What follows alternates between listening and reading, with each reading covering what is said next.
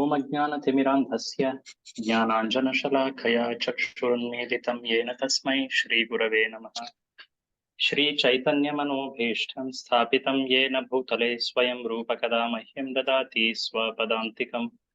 वन्देऽहं श्रीगुरो श्रीयुतपदकमलं श्रीगुरून् वैष्णवांश्च श्रीरूपं साग्रजातं सहगण रघुनाथान्वितं तां सजीवं साद्वैतं सावधूतं परिजनसहितं कृष्णचैतन्यदेवं Shri Radha कृष्णपादान् सहगणा Lalita श्रीविशाखान्वितांश्च।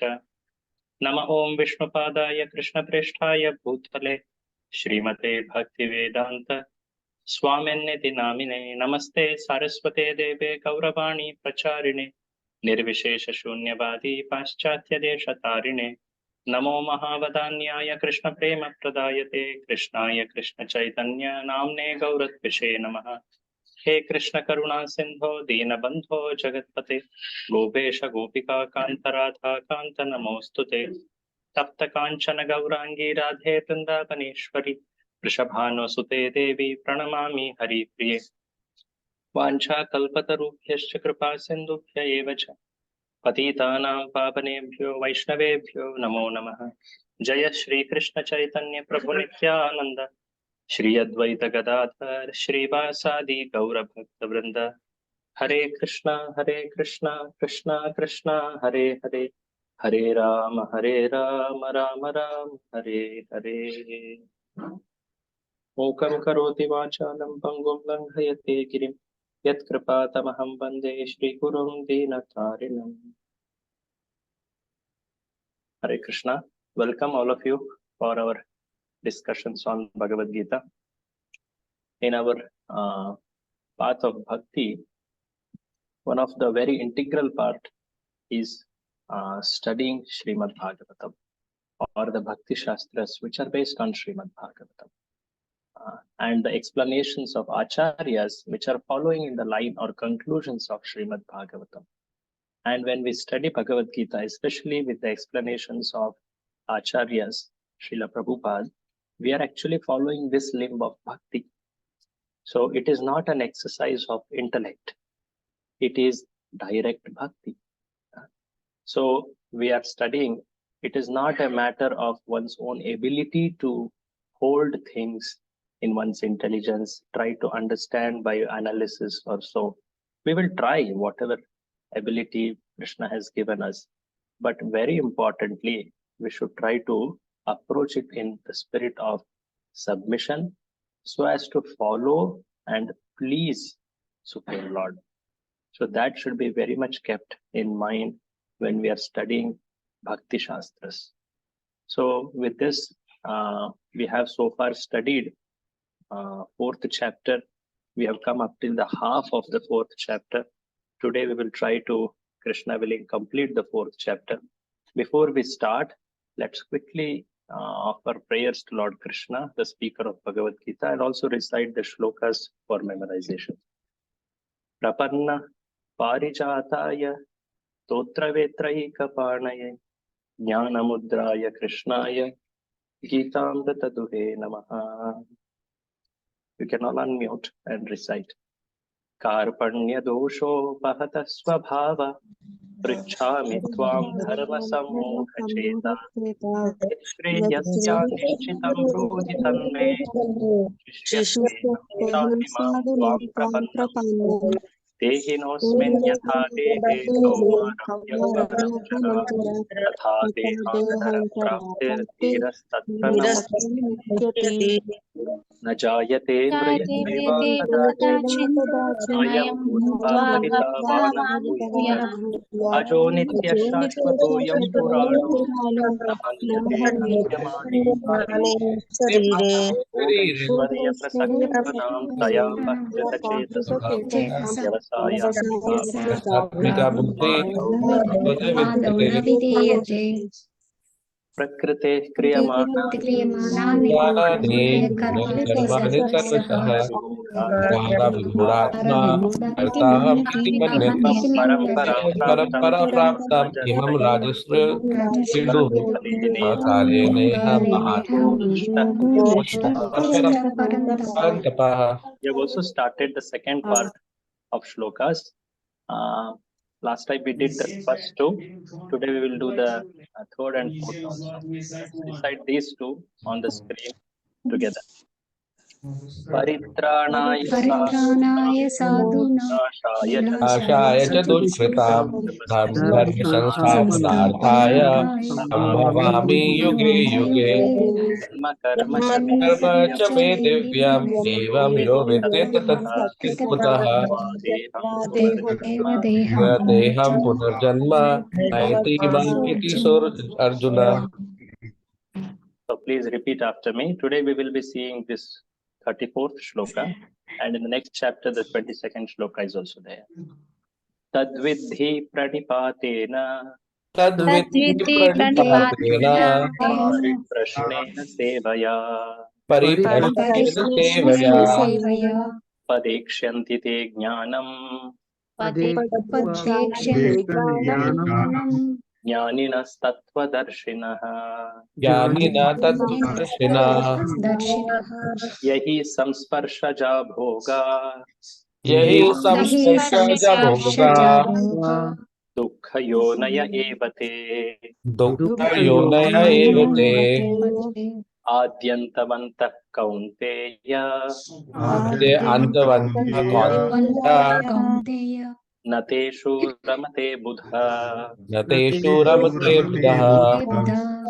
So in the next one we will also complete the second part. So far we have seen the 4 shlokas in the second part. So just to quickly review what we have been studying, we had entered the 4th chapter in which we have completed the first 2 sections, and we are in the middle of the 3rd section. The 4th chapter, which is called as transcendental knowledge, is very important because all the effort of a karma yogi, that is to perform one's duties, is to attain this transcendental knowledge.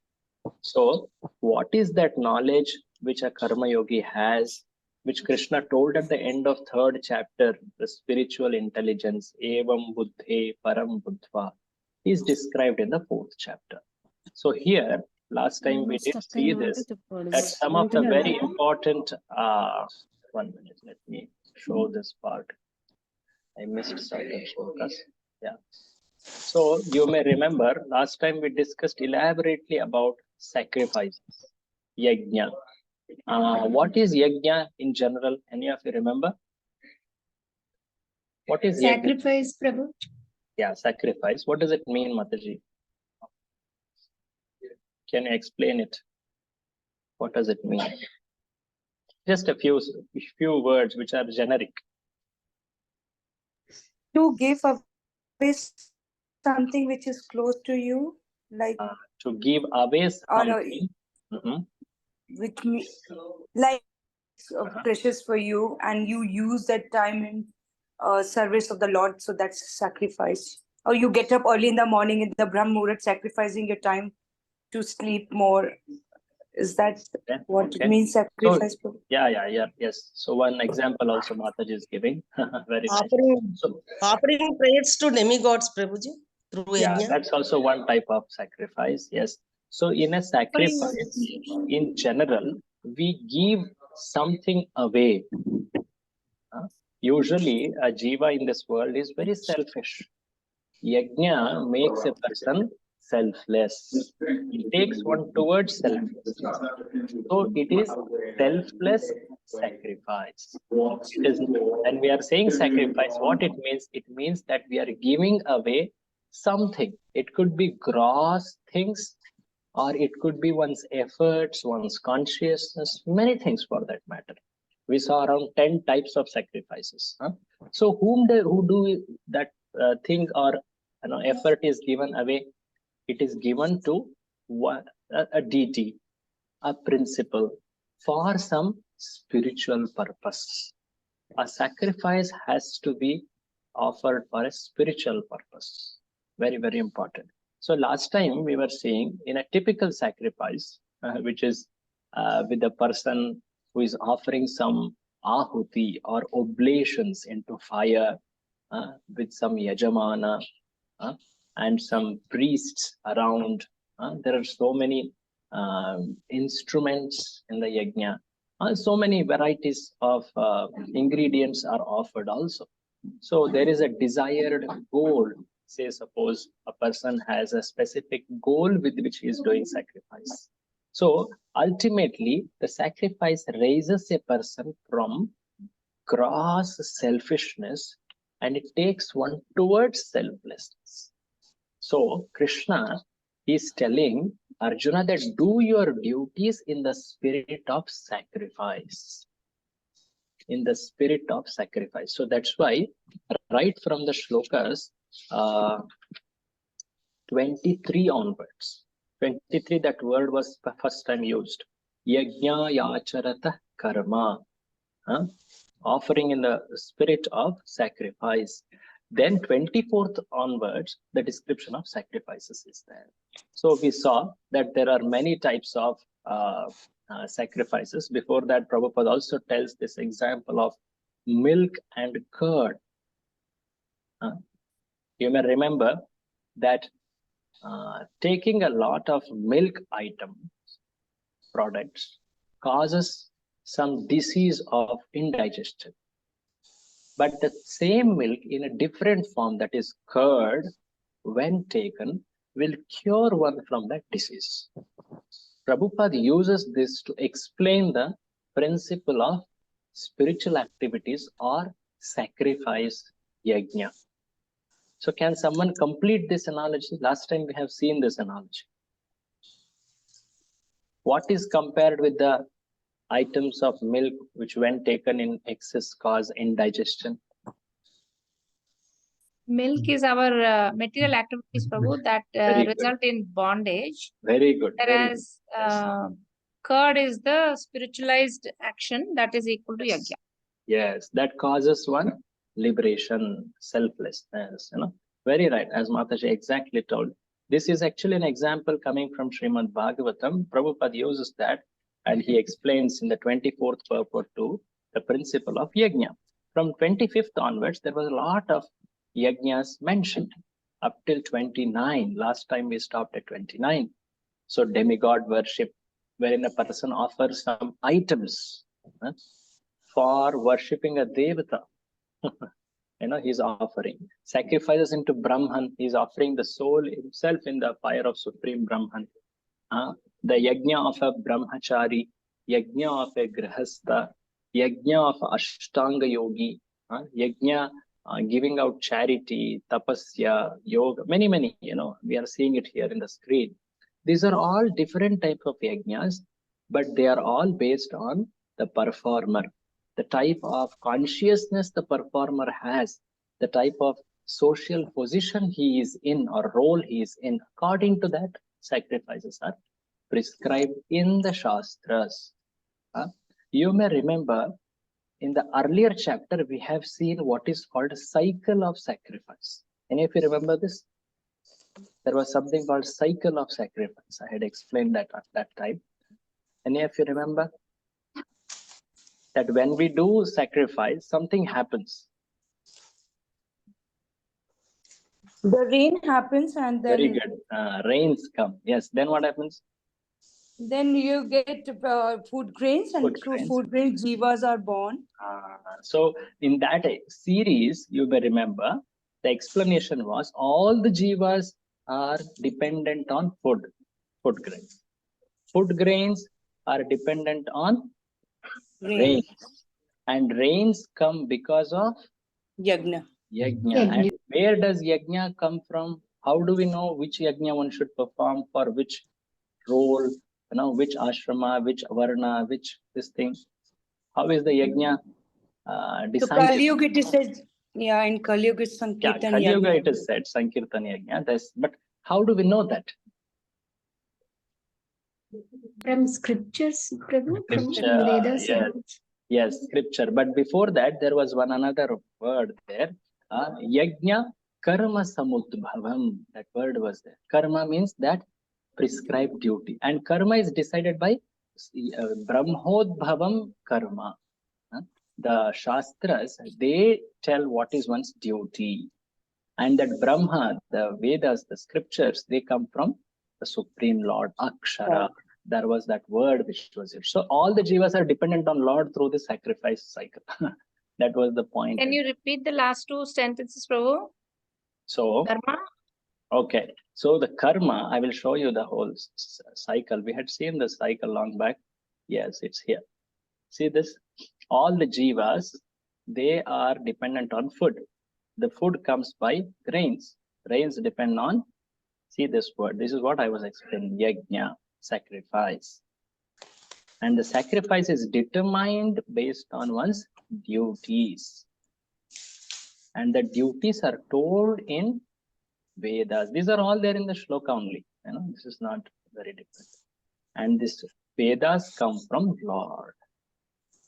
Okay. This is the point actually. The intent of this cycle of sacrifice was to show that how all the jivas are dependent on Supreme Lord. So that's why one should perform sacrifice. That was the stress Lord had given in the 3rd chapter. Now in the 4th chapter, he's continuing and expanding more on the concept of yajna. So today we will see this, the shloka number 30, which is describing from here on the benefits of yajna. That will come from here. So we will see them, what are those benefits. Primarily, there are few very clear benefits, or the goals with which one performs, which is described in shloka number 30 onwards. So we will see them directly from the shloka, and then we will come back to this slide to discuss. So please have shloka number 30 in front of you.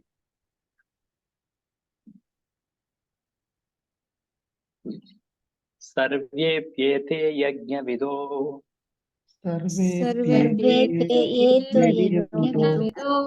Yajna kshapita kalmasha. Yajna shishtamrita bhujo. Yanti brahma sanatanam.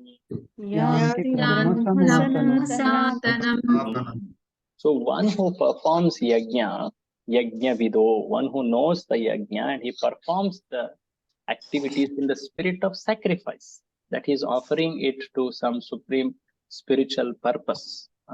Then what happens? Kshapita kalmasha. Kalmasha means, it's a very simple word. Kalmash. Something which is dirt or contamination. Reactions.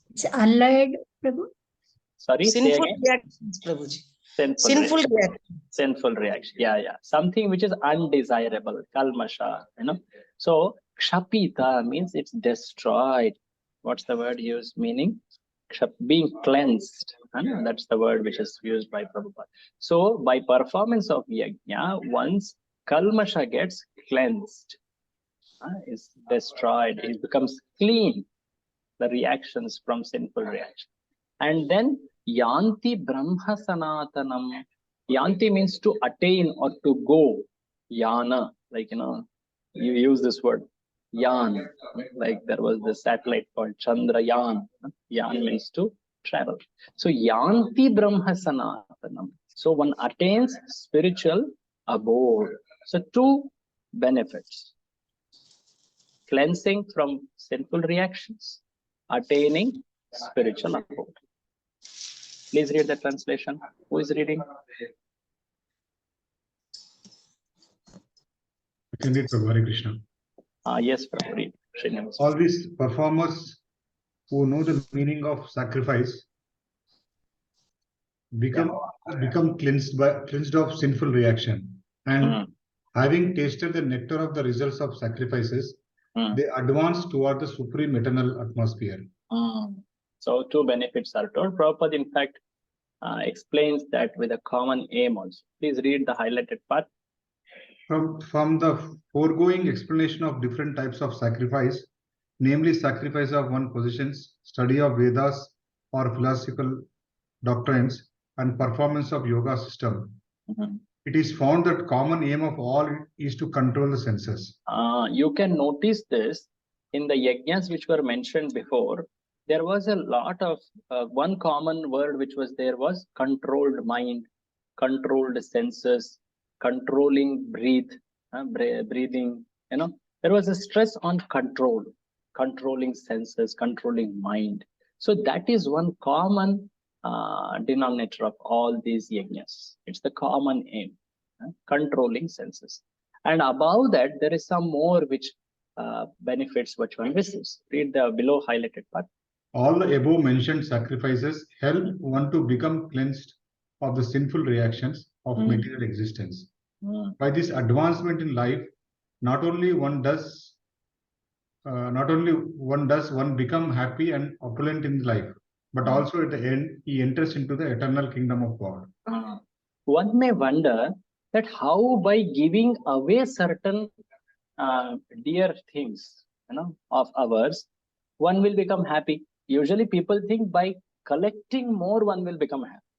But here, by the very definition of sacrifice, you give away certain things for a spiritual purpose.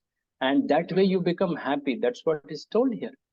So Prabhupada, he says that by this advancement, not only one becomes happy and opulent in this life, but he also attains kingdom of God. So in this life, he gets the highest benefit. In the next life, also he gets the highest benefit. How he gets in this life the benefit is told in the next shloka. Okay, so let us see that. What are the benefits which one receives in this life? How is it that a yajna performer becomes happy in this life? Prabhupada explains that in the below purport. Nayam lokosti ayajnasya. Nayam lokosti ajannasya. Kutonya kuru sattama. Kutonya kuru sattama. It's a very simple statement which is made here. Na ayam lokah asti ayajna. Ayajna means one who doesn't perform yajna. How is it that a person who has not performed any yajna be in this world?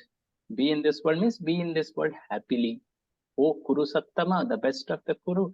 How is a person who doesn't acknowledge the Supreme Lord, the Supreme Truth, be happy in this world? You see, this concept has already come in the 3rd chapter. Why one should acknowledge the Supreme Lord? First of all, we should know this very basic spiritual truth is that we are not the proprietors. We are using the things for a certain period of time, for certain purposes. We are temporarily existing here. Our bodies are temporary, is it not? So we move on. We take up another material situation. The body, the family, it changes. But the things of this world, the properties of this world, they all actually belong to Supreme Lord. Isha Vasyam Idam Sarvam. So knowing this, one should acknowledge that, yeah, these things actually belong to the Supreme Lord. Otherwise, Bhagavadgita calls such a person as thief. You may remember just before few verses it was seen. How can a person who is stealing be happy? And more than that, it also calls him sinful. So a thief and a sinful person, how can he be happy and peaceful in this world? So a person who doesn't do sacrifice, he cannot be happy. And Prabhupada explains it much better in the purport. So please read the translation and then the highlighted part. Yeah. O best of the Kuru dynasty, without sacrifice, one can never live happily on this planet or in this life. What then of the next? Below. Existence in the material world is due to the multiple reactions of sinful lives. Ignorance is the cause of sinful life, and sinful life is the cause of one's dragging on material existence. The human form of life is the only loophole by which one may get out of the entanglement. Read below. By the performance of yajna, we can have enough food, enough milk, etc., even if there is a so-called increase of population. When the body is fully supplied, Naturally, the next stage is to satisfy the senses. The Vedas prescribe, therefore, sacred marriage of regulated sense gratification. Thereby, one is gradually elevated to the platform of release of material bondage, and the highest perfection of liberated life is to associate with Supreme Lord. Perfection is achieved by performance of yajna, sacrifice, as described above. Now, if a person is not inclined to perform yajna according to the Vedas, how can we expect a happy life even in this body? And what to speak of another body or another planet? See, this whole world, it's not that there is no one to control or govern. It depends on one's consciousness. Sometimes people blame that just see because of increase of population, so many people are using the natural resources, due to which it has fallen into scarcity, and there is so much of what do they say, food scarcity, and so much problems because of that. But Prabhupada, when he was asked this question, that what about the food scarcity problem, unemployment problem, how does this get resolved by spiritual consciousness? Then he told, actually, the problem is not with the increase of population. In the earlier times also there was a lot of population. But the point is, what is that population doing? That is very important, Prabhupada told. The problem is not with amount of population, the number of people staying on the planet, but how they are living in this planet. When Srila Prabhupada was traveling in many places, especially in West, he said that I see that there is so much of land which is uncultivated. People are not cultivating grains, and they are not doing the duties, especially depending on Mother Earth and taking care of natural resources properly. They are all running towards industries, and he would strongly object. These nuts and bolts will not feed one's stomach. And more than this, at certain places, there was an ample amount of food produced, but people were throwing the grains into the ocean. Prabhupada strongly condemned this. And you can see, because people are greedy, they hoard the grains. And they create a situation of artificial food scarcity, famines. So many situations like that have been seen in the history. So the point is how the people are living. If a person is living a God-conscious life, then the material nature, which is working under the supervision of the Supreme Lord, will provide everything that that person needs. This is the system in which this nature is functioning. Mayadhyakshena prakritihi suyate characharam. Krishna says this later in the 7th chapter. So performance of yajna means a person is obedient to the Supreme Lord. He is acknowledging the gifts of the Supreme Lord. And naturally, Supreme Lord provides whatever needs he has through material nature. So this is the basic principle of Karma Yoga, that he has to acknowledge the gifts of Supreme Lord. Prabhupada at the end, he says, a life of Krishna consciousness is therefore the solution to all problems of material existence.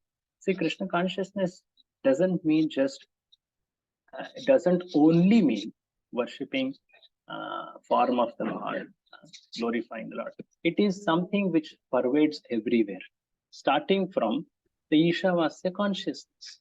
Ishavasya principle is the first step in Krishna consciousness. Understanding that everything belongs to Supreme Lord. One should utilize what is one's set aside quota and use it for the service. Do not encroach on it. This is the first step. Prabhupada tells in Ishopanishad that, where he explains it very nicely there. So Krishna consciousness, it is all pervading, So that way it has its effect in all spheres of life. You see, social application, personal application, even one's interpersonal dealings, everywhere that gets reflected. So after explaining that how sacrifice can give even benefits even in this life, and what to talk about next life, surely. So now Krishna will explain about how it gives one liberation. Evam bahuvidha yajna Evam Evam Bhaktido Yajna vitata brahmano mukhe Vitata Vidata Brahmano Mukhe karmajan vidhitan sarvan Karmaja Vidditam Sarva evam jnatva vimokshase. Evam Evam Jnatva Vimokshase. So one who understands all these yajnas, bahuvidha yajna, so many varieties of yajnas which are told in Brahma. Brahma means here Shastras, scriptures, which are explained in the scriptures. So all of them say that all these sacrifices are actually given by Shastras. One who knows this properly, he becomes liberated. This is another benefit of yajna. That is, it leads one towards liberation. So what all benefits did we see? The first benefit, which was in Shloka 30, was that it cleanses, it cleanses one of sinful reactions. What else benefit we saw? Yeah. In that same shloka, another benefit was That will leads you for the spiritual growth, or we can spiritual abode. Yanti Brahma Sanatanam. Spiritual platform or abode takes one to. Then in the next shloka, there was another benefit. that by giving our dear things for spiritual thing, we become happy. In this life itself, we become happy. We become even opulent. Prabhupada also uses that word. All the needs are provided by God. And lastly, in this shloka, it's told one attains vimokshase, liberation. Read the translation, Prabhu. all these different types of sacrifices approved by the Vedas, and all of them are born of different types of work. Knowing them as such, you will become liberated. Knowing them as such, one will become liberated. Read the highlighted. Different types of sacrifices, as discussed above, are mentioned in the Vedas to suit the different types of worker. All of them are recommended for ultimately bringing about liberation from the body. So externally, it looks like many types of yajnas, but they are all prescribed based on the performer. What is his guna? What is his karma? What is the particular social position, his role he is playing? All that is taken into consideration. How do we know that? That is based on Shastras. That's told in this shloka. And ultimately, all of these yajnas, they take one towards liberation. So that way they have that common benefit. So like this, Krishna listed several benefits of yajna. See, let me quickly recap this. A person who wants to attain transcendence, he is stepping into Karma Yoga. He starts performing his duties in the spirit of yajna. And his goal is to attain transcendental knowledge. That's why all this is described, because now in the shloka later, 2 shlokas later, transcendental knowledge method will be explained by spiritual masters' role. So there are many varieties of yajna which were described, and how these yajnas give so many benefits also was explained. Basically, yajna means what? Giving away one's possessions, one's efforts, even one's consciousness for a spiritual purpose. Later, Krishna says, among all the yajnas, he says, among this, I am this. Among the animals, I am lion. Among the many like this, he says in the 11th chapter, 7th chapter, he says, among all the types of yajna, he says something. Any of you know? Yes. Naam jap or something? No. Yeah. He says yajnanam, yajnanam japa yajnosmi. Japa yajna. Japa yajna, in which a person is offering one's consciousness. When we are chanting Hare Krishna, Krishna Krishna, Hare Hare, Hare Ram, Ram Ram, Hare Hare. So we are hearing. I remember hearing this from His Holiness Radhanath Swami Maharaj, that when we are offering this, we are offering our consciousness. That's the best offering which one can give. Offering of items, gross items, say ghee, say some charity of food, clothing, or some tapasya we do, some intellect we apply and offer it for the spiritual purpose is all good. But offering of one's consciousness is very difficult. You can experience that when we sit for chanting. At least for myself, I see that. So the point is the offering of consciousness. We are offering it in the praise or the glories of God. 2 hours one sits and chants, offering one's ears, lending one's ear. That's the highest thing. Yeah.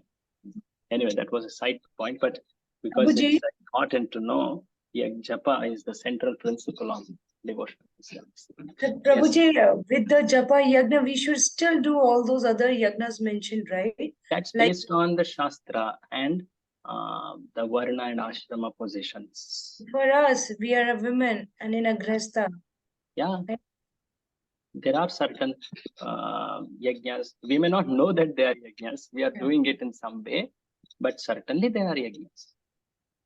Are they Like, mentioned in the Shastras? which one? What? Like if you are a woman and a gresta, what kind of yagnas you should do? Yeah. There are some specific yajnas. See, traditionally speaking, conventionally, where one is not following devotional service, there are some 5 yajnas which is prescribed for especially householders. Panchamaha yajna is called. One is called Deva yajna. Then there is Rishi yajna. Then there is Pitru yajna. Then there Are is, they not these rins we have? Dev rin, Rishi rin, Pitru rin, Manushya rin, they are Guru rin? to address those rinas. They worship Bhuta Aptandranam Pitranam, like that. So these were very, very common practice in a traditional society. But Prabhupada also mentions that when a devotee takes to devotional service, he is doing this because he is serving the Supreme Lord. We have to understand that how we are doing. Like earlier, I have already sometimes spoken about Pitru Yajna. I have told about Shraddha also. It had come in one certain occasion. Purport. Yes. Like this, there is charity, which is Bhutaruna, one to the Runa to the Jivas. Devaruna, that is the Devatas from whom we are taking. Krishna also speaks about demigods. One should acknowledge demigods as the providers of our needs. So when we are worship the Supreme Lord, who is the root of all existence, we are also pleasing Devas. We should respect them as the devotees, but nonetheless, we worship Supreme Lord. So like this, there are 5 basic yajnas which one naturally does in devotions. But it is something which is integral within devotions. But nonetheless, it is there in a conventional system. It is there. And when one doesn't follow devotional service and he's not following this 5 yajnas also, he's implicated. Like that, it has to be understood. Prabhuji, it's like really confusing because from our acharyas, we hear that if we are doing devotional services, no other duties you need to perform. But yet, at the same time, we have to do all those Pitrudan and all. We have to understand what it means. See, it is told that when a devotee is performing devotional service, he is serving the root of all existence. He is not obliged to anyone because he is serving the root of all existence.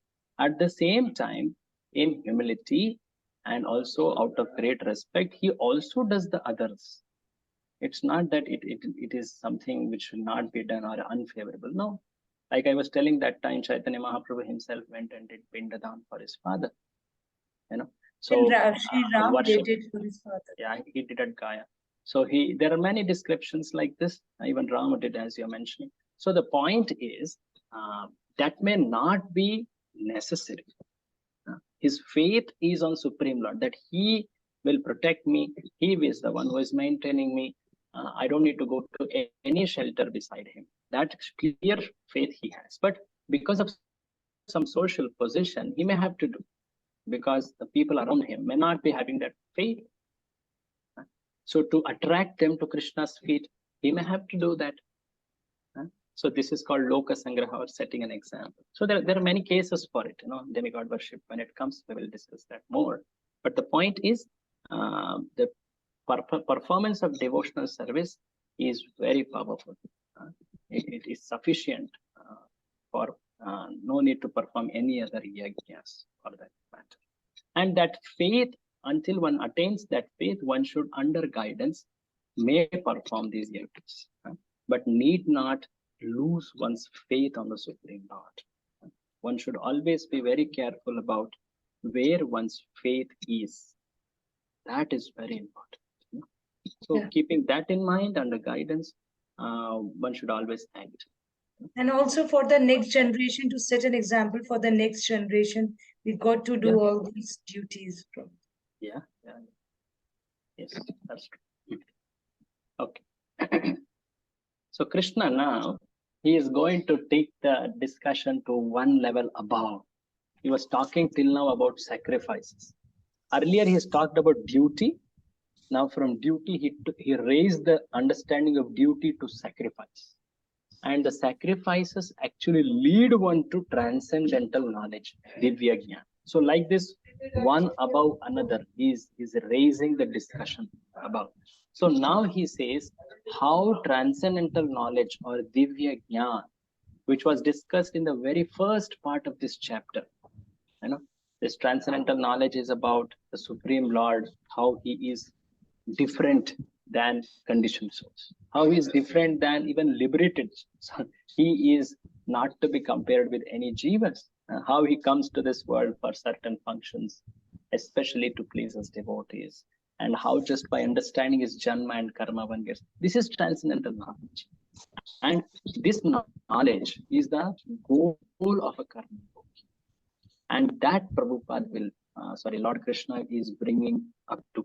So let's see in text 23, he glorifies transcendental knowledge. Yeah. Just one question before we move ahead. So all these yagnas or the sacrifice leads to transcendental knowledge, right? Correct. Right?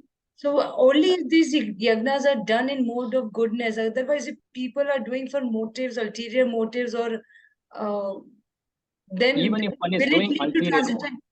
Correct. I'm getting. So if a person is performing for a very low motive, in a very low mode, say passion or ignorance, how is it that it's leading to transcendence? Is that the question? Yes. So because the performer is very much covered by modes of passion and ignorance, for him that particular yajna is prescribed. And sometimes it takes many years or even lifetimes to come to that transcendence. So that's the gradual method which Krishna is explaining here. So it takes time. It's not very easy. It's not quick. It takes time. At the same time, Krishna is nonetheless showing the superiority of acting in knowledge, transcendental. That is what is the emphasis. Okay, thank you. And because that person, even if for a material motive, even in a very lower mode, he's following the Shastra, nonetheless Shastra tells a little of transcendental knowledge. He gets to associate it with some saintly people. He hears some spiritual truth. So that is fed to him in small proportions. And when he gains a good sukriti, it really hits the fruit and it matures. It's like that. That's how we should see that. So now Krishna explains the superiority of knowledge. Shreyan dravyamayat yajnat. Shreyan dravyamayat yajnat. Jnana yajna parantapa. Jnana yajna parantapa. Sarvam karmakhilam partha. Sarvam karmakhilam partha. Jnane parisamapyate. Jnane parisamapyate. So there were many types of yajna which was described. Broadly, they could be put in two categories. One is called Dravyamaya Yajna. Dravya, I had explained Dravya. Any of you remember what is Dravya mean? Giving stuff, tangible stuff. Some matter, something gross and tangible, as you're saying, material, So in which there is giving away of some items, some gross material thing, say charity of some food, clothing, this, that, or worshipping of demigods, some like this. And there is another type of yajna which is called jnana yajna. Like, we saw hearing of spiritual knowledge, which the unadulterated brahmacharis do, or what was that? Swadhyaya jnana yajna, reading of scriptures, or there was yoga yajna, tapo yajna. These are all at the category of acting in knowledge. So Krishna is saying better than dravya yajna is jnana yajna. Shreyan dravyamayad yajnat jnana yajna paranta. And because all the yajnas lead to jnana, jnane parisamapyate. Please read that translation, Prabhuji. O Shastri of the enemy, the sacrifice performed in knowledge is better than the mere sacrifice of material possession. After all, O son of Partha, all sacrifices of work culminate in the transcendental knowledge. Culminate in transcendental. Culminate means to end in transcendental knowledge. Read the highlighted part. The purpose of all sacrifices is to arrive at the status of complete knowledge, then to gain release from material miseries, and ultimately to engage in loving transcendental service to Supreme Lord, Krishna consciousness. Sacrifices sometimes take different forms according to the particular faith of the performer. When one's faith reaches the stage of transcendental knowledge, the performer of sacrifices should be considered more advanced than those who simply sacrifice material possessions without such knowledge. For without attainment of knowledge, sacrifices remain on the material platform and bestow on spiritual and no bestow on spiritual benefit. Yesterday or last session, there was a question that those people who do yoga, but they don't have some spiritual purpose in their mind. So what happens to them? There was a question like this. So here Prabhupada is answering that, you see, those who simply sacrifice material possessions without knowledge or without attainment of knowledge, it remains on the material platform. It will not give one spiritual benefit. So those actions, if not done with a spiritual purpose, with the knowledge, it will not give spiritual benefit. That's why it's important to have this transcendental knowledge. Prabhupada little below tells something about karma kanda. Please read this. Depending on differences in consciousness, sacrificial activities are sometimes called karma kanda, fruitive activities, and sometimes jnana kanda, knowledge in the pursuit of truth. It is better when the end is knowledge. So one should have the spiritual knowledge, transcendental knowledge, and that is considered better than just by following a ritual of giving away some belongings, some items for some material purpose.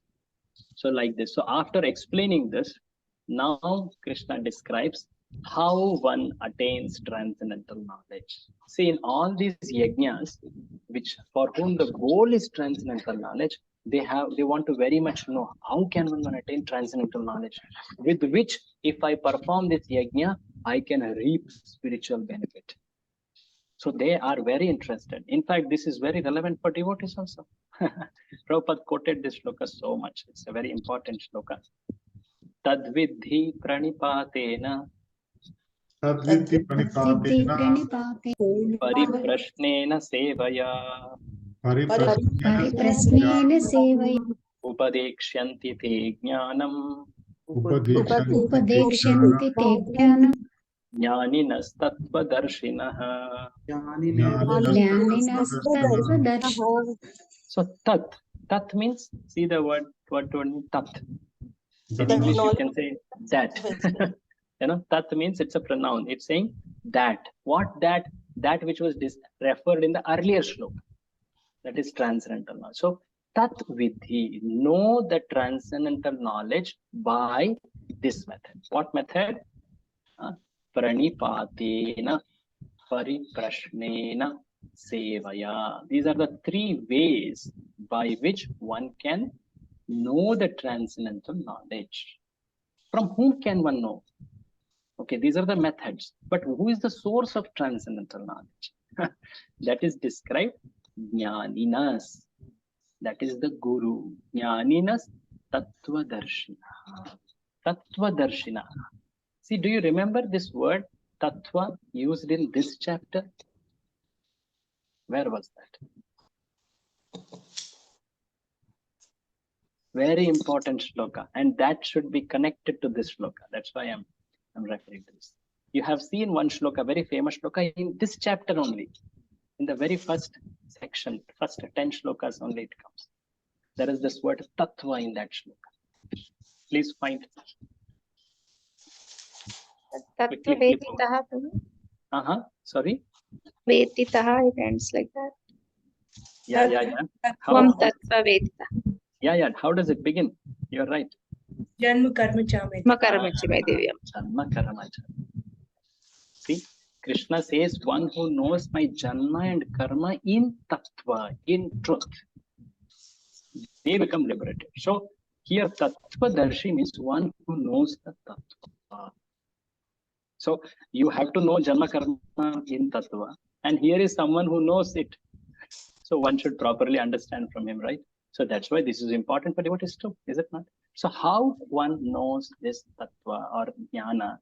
That is 3 methods: pranipata, pariprashna, and sevaya. They can teach it. Upadekshanti te jnana. Who can teach? These jnanis can teach it. The spiritual master can teach it. So the 3 methods which are told in this shloka are very important to note. Pranipata. What does it mean? See the word toward meaning.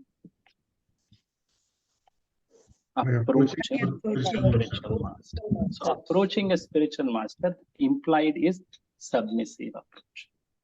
Pariprashna. Prashna means question. Pariprashna means, see the word? Submissive inquiry. One should not just go and sit and just have some ashirvad. No, one should inquire about knowledge. The very purpose of going to a guru is to hear about transcendental knowledge. Sometimes people think they can go and ask sometimes people go, where can I invest my money? When I can get married? Which job I should take? No, Prabhupada says this is not the business of a guru. It's a very famous incident. Prabhupada and his disciples were traveling in a train. You might have heard this. There was one person who was coming again and again to Srila Prabhupada's compartment, and the disciples were trying to stop him. They knew that this person is going to trouble Srila Prabhupada by asking something, which they knew what is going to ask. And they were trying to avoid. And when the disciples were, doing something, he sneaked in. And Prabhupada was, he had just had Prasad and he was reading something. Then he came in, Swamiji, Ashirvad. Then the disciple came back, this person came in and he is going to take so much of time of Prabhupada. Then Prabhupada told, okay, you want Ashirvad? What Ashirvad do you want? Swamiji, please give us Ashirvad. Any of you know this past time? Okay. So then Prabhupada told, you see, there were many Prabhupada disciples around. There were some Mataji disciples, there were sannyasis, there were just men, and many Western men and women, but they are taken to Krishna consciousness. So Prabhupada told, see, if I give my Ashirvad to you, you will become like them. Then it will, no, not like that. You bless us. That maybe my business flourish. Maybe my children become. See, people actually consider sadhu means one who blesses for some material development. No, Prabhupada told no. One should approach a guru for spiritual development. If you want, say, suppose one wants to increase one's wealth, you go to some investment consultant. If you want some education, you go to some career consultant. Why? A guru is for specific purpose. Tasmat gurum prapadyeta jignasu shreyam uttamam. Bhagavatam says this. One who is a jignasu, inquisitive person, one who wants the highest benefit, shreyam uttamam, he should approach a guru. Tasmat gurum prapadyeta. Not for material reason. Many times this is stress. So he should have the spirit of pariprashna. What kind of inquiry? Spiritual. How can I advance in my spiritual life? how to understand this, how to know about Supreme Lord properly, how I can perform my services better. This should be the inquiry. How I can increase, improve my chanting, my reading, how I can dedicate more. And this should be the inquiry.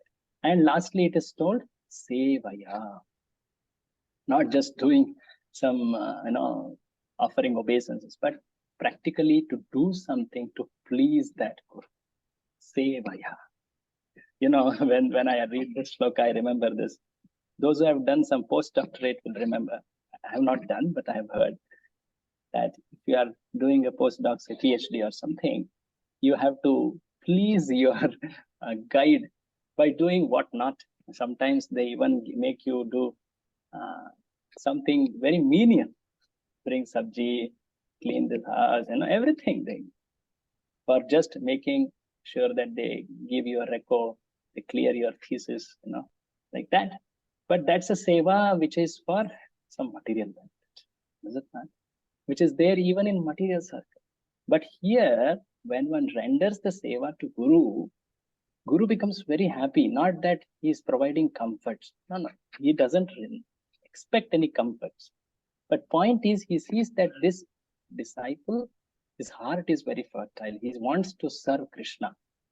And by accepting the service of the disciple, the Guru knows that he is actually pleasing Krishna. He is transferring all that credits to Krishna. He is like a transparent via media that Prabhupada always told. So we hear this, Yasya Prasadat Bhagavad Prasad. By pleasing the Guru, we please Yasya, the Bhagavad Prasad. We please the Supreme. So one should render service. So these three are very pivotal principles of a devotee: submission, inquiry, and service.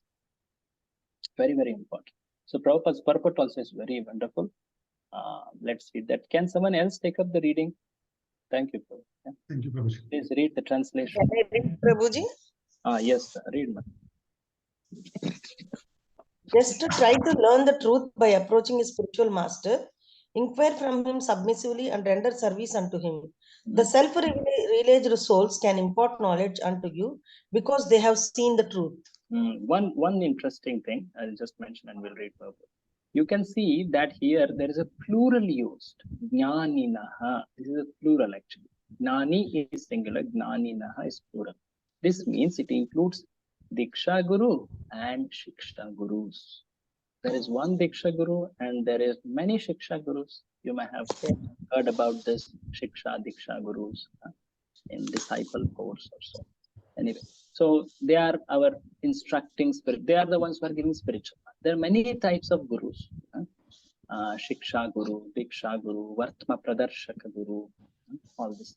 So basic concept of Guru is that he gives spiritual knowledge, transcendental knowledge. So read Third one, Prabhuji. Third one, what did you say, Prabhuji? Third. Actually, there are many. Vartma Pradarshaka Guru. Vartma means they show the path. They take one, say the first person who brought me to the program. He's a guru in one because he brought me to the right person. Vartma Pradarshaka Guru, Shiksha Guru, Diksha. Diksha Guru is one who is the prominent Shiksha. Shiksha means here spiritual teaching. And at the same time is one also hears spiritual knowledge from others who represent Diksha Gurus. They are Shiksha Gurus. Anyway, this comes in Chaitanya Charitamrita. You can read that. Read the highlighted part. Yeah. The path of spiritual realization is undoubtedly difficult. The Lord therefore advises us to approach a bona fide spiritual master in the line of disciplic succession from the Lord himself. The Lord is the original spiritual master, and a person in the disciplic succession can convey the message of the Lord as it is to his disciple. So one should always note that original spiritual master is Lord himself. That famous verse. Vasudeva Sutam Devam Kamsa Chanura Bhartaram Devaki Paramanantam Krishnam Vande Jagat Guru. Krishna is the Jagat Guru. He is the original Guru. And from him, the knowledge descends down in the chain of disciplic succession. That's the point. And one should always approach a living Guru.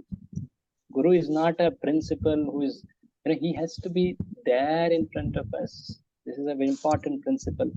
Otherwise we fall into a deviation, actually. So Prabhupada here talks about serving and satisfying a spiritual master. Read this, very important. Satisfaction of the self-realized spiritual master is the secret of advancement in spiritual life. Inquiries and submission constitute the proper combination for spiritual understanding. Unless there is submission and service, inquiries from the learned spiritual master will not be effective. One must be able to pass the test of the spiritual master, and when he sees the genuine desire of the disciple, he automatically blesses the disciple with genuine spiritual understanding. In this verse, both blind following and absurd inquiries are condemned. Condemned. 1 minute. See, in material knowledge, we may succeed without properly respecting, being submissive to one's teacher.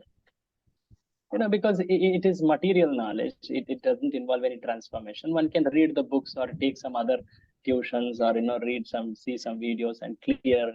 One need not have any respectful attitude towards the teacher, and he still clears his material knowledge. Sometimes you see in modern education, people don't have any little respect also to their teacher. They think they are paid, so why do I need to follow here? I mean, if in fact they try to show their discipline the student, they charge them. Is it not? So that can happen in material knowledge, but in spiritual knowledge, even if one reads the scriptures, even if one gets to know the spiritual knowledge theoretically by reading, it will not come to his use. It will not become his realization until he serves and pleases the spiritual master. This is a very vital principle. So that's why spiritual master is a non-separable part. Serving the spiritual master is a non-separable part of any spiritual path. Consider even yoga, some Sankhya or Karma Kanda. Everywhere there is a Guru. Is it not? And their understanding of Guru is to serve this person until I attain a desired goal. But in Bhakti, in the path of Bhakti Yoga, the service or relationship with the Guru is eternal. Even after one attains liberation or spiritual world, one continues to serve one's Guru in a different form, in a spiritual body. But nonetheless, there is no rejection of the spiritual master principle. It is there in the Mayavada philosophy. They reject the Guru after they attain moksha. They use him like a ladder and they kick off the ladder like that. But in the Bhakti Yoga, one is always grateful to the Guru, even after he has attained perfection or participation in the Leela of the Lord. So here, there is one interesting line coming, which is very interesting. So read this again, Mataji. And I would like to hear from one of you or many of you, whoever, explain this with example. Yeah. In this verse, both blind following and absurd inquiries are condemned. Condemned. So what does this mean? If possible, if you can give example. Someone, can you explain? Say blind following. Blind following, what does it mean? And why is it condemned? Without knowing. Without inquiring, just when others are following, they will go at the back of them without knowing about that. Okay. Prabhuji, blind following means like you are following his your teacher or your guru, whatever it is there, like it is bad or good, but you are following him. So is that bad? It can be good or can, but don't know, but they just trust their gurus, like whatever he is saying, it is good and they have to follow. See, here it's told condemned. It's used in a negative use. You're not following the right guru, but it is condemned because we should not do that, I think. Not following Sorry. Okay, one at a time. I'm happy that many are speaking. Yes, Prabhu. Yeah. Prabhu. Following gurus who are not in a successive discipline, right? Because they might have not learned this scriptures from right people, so they just become gurus overnight. They claim themselves as a gurus. You follow some non-bona fide person, Yeah. and that becomes a blind. Okay, that's nice. Anyone else? Someone else also had some answer. That's same thing I was going to say, Prabhu. Not following a Proper guru. Okay. Yeah. So blind following has multiple aspects, as all of you are telling. One is to not follow a right guru, or a officiated guru. So to follow a wrong person is a blind follower. That's right. Or to follow something without understanding if there is any spiritual principle behind, or is it just followed as some tradition without knowing the reason. That also is a blind following. Like that famous story goes, someone in a Bhagavad Pravachan used to keep a cat next to him, next to the speaker. And no one knew why. And it went on for many years. That cat was always kept behind, next to the Bhagavad speaker, Kathakar. And after some time, one intelligent man thought, why is this cat kept always here? What is the purpose? Then they understood that many generations before, there used to be a lot of rats in that Pravachan hall. So to scare those rats, there was cat. But now that hall has changed, the rats are not there, and still the cat's keeping is continued. That's blind following. Sometimes it happens like that. It's not. It doesn't look. It may appear very silly in this example, but it happens like that.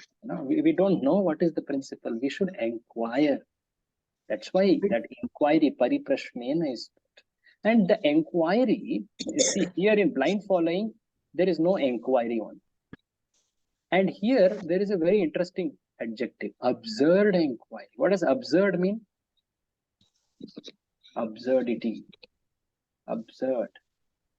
It is not related to the topic. It doesn't make sense. I think you're guessing. Absurd. Don't behave absurd, they say. Foolish. It's basically foolish. Yeah. So once Prabhupada was asked, Swamiji, I heard about spiritual world. Are there any mosquitoes in spiritual world? Someone asked like that. Huh? So Prabhupada was thinking, what is this person speaking? Then he told, yes, there are mosquitoes in spiritual world, but all of the mosquitoes are chanting Hare Krishna. He told like, another time another person was asking about, Swamiji, how does Balaram and Radharani come from Krishna? Please explain what is the relationship between Balaram and Radharani. We hear that there is a relationship between Krishna and Radharani, Krishna and Balaram. So how are Balaram and Radharani, So there are these very absurd inquiry which are not very relevant for one's spiritual progress. I don't remember what was the example. I think Tamal Krishna Maharaj asked that question. So, but the point is, one should inquire those things which are very important for one's spiritual practice. Some things will be always inconceivable because especially we are caught in this material world. Whether we can experience everything of spiritual world by being in material world, it's very difficult, is it not? But one should inquire that which is very pertinent for one's spiritual practice. So that will be a proper inquiry. Otherwise, it's absurd inquiry. Many such examples are there. But point is, both blind following, that is following without inquiry, and second is very skeptical, foolish inquiries, skeptical, always everything, doubting everything. That is also correct. So at the end, Prabhupada says something. Read this. Therefore, when the student is submissive and is always ready to render service, the reciprocation of knowledge and inquiries becomes perfect. Perfect. See, in our Shastras, especially in our Parampara, there are many examples of perfect Guru and disciple. You may know this very famous incident of a great Acharya by name Narottam Das Thakur. This Narottam Das Thakur, he was born as a prince, actually. He was a prince. He was belonging to a very sub-class, Kayastha. But nonetheless, he was a prince, and he really wanted to progress in spiritual. He was very attracted to Chaitanya Mahaprabhu. In fact, his appearance was predicted by Chaitanya Mahaprabhu. Right? And he was seeking to take shelter of a proper spiritual master. And he heard that there is one person. Any of you know who was the spiritual master of Narottam Das Thakur?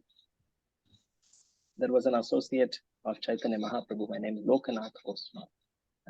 This Lokanath Goswami, he was living in Vrindavan, and he was so humble and not seeking any kind of prestige or even disciples. No, he would not associate with any people, and he would always stay very aloof, not seeking any recognition, and he would not accept any disciples. So Narottam Das Thakur comes to Vrindavan and he asks his guru, please give me Diksha. And he knows by that time that Narottam Das Thakur was foretold by Chaitanya Mahaprabhu much before his appearance. So he says, how can I offer you Diksha? I will not. So, but Narottam Das Thakur kept again and again asking. In fact, Loknath Goswami told, no, I cannot offer Diksha to anyone. I am the most lowliest. How can I offer? And yet everyone knew that he is most realized, Loknath Goswami. So Narottam Das Thakur, he very always was looking for opportunities to serve his guru, to the extent that for many months he would go in the dark, early hours. He goes to the toilet area, Prabhuji. He cleaned the part. And one day he observed and he got very angry and he shouted at him. Afterwards, he impressed like anything and he gave Diksha. Even I too heard, Prabhu.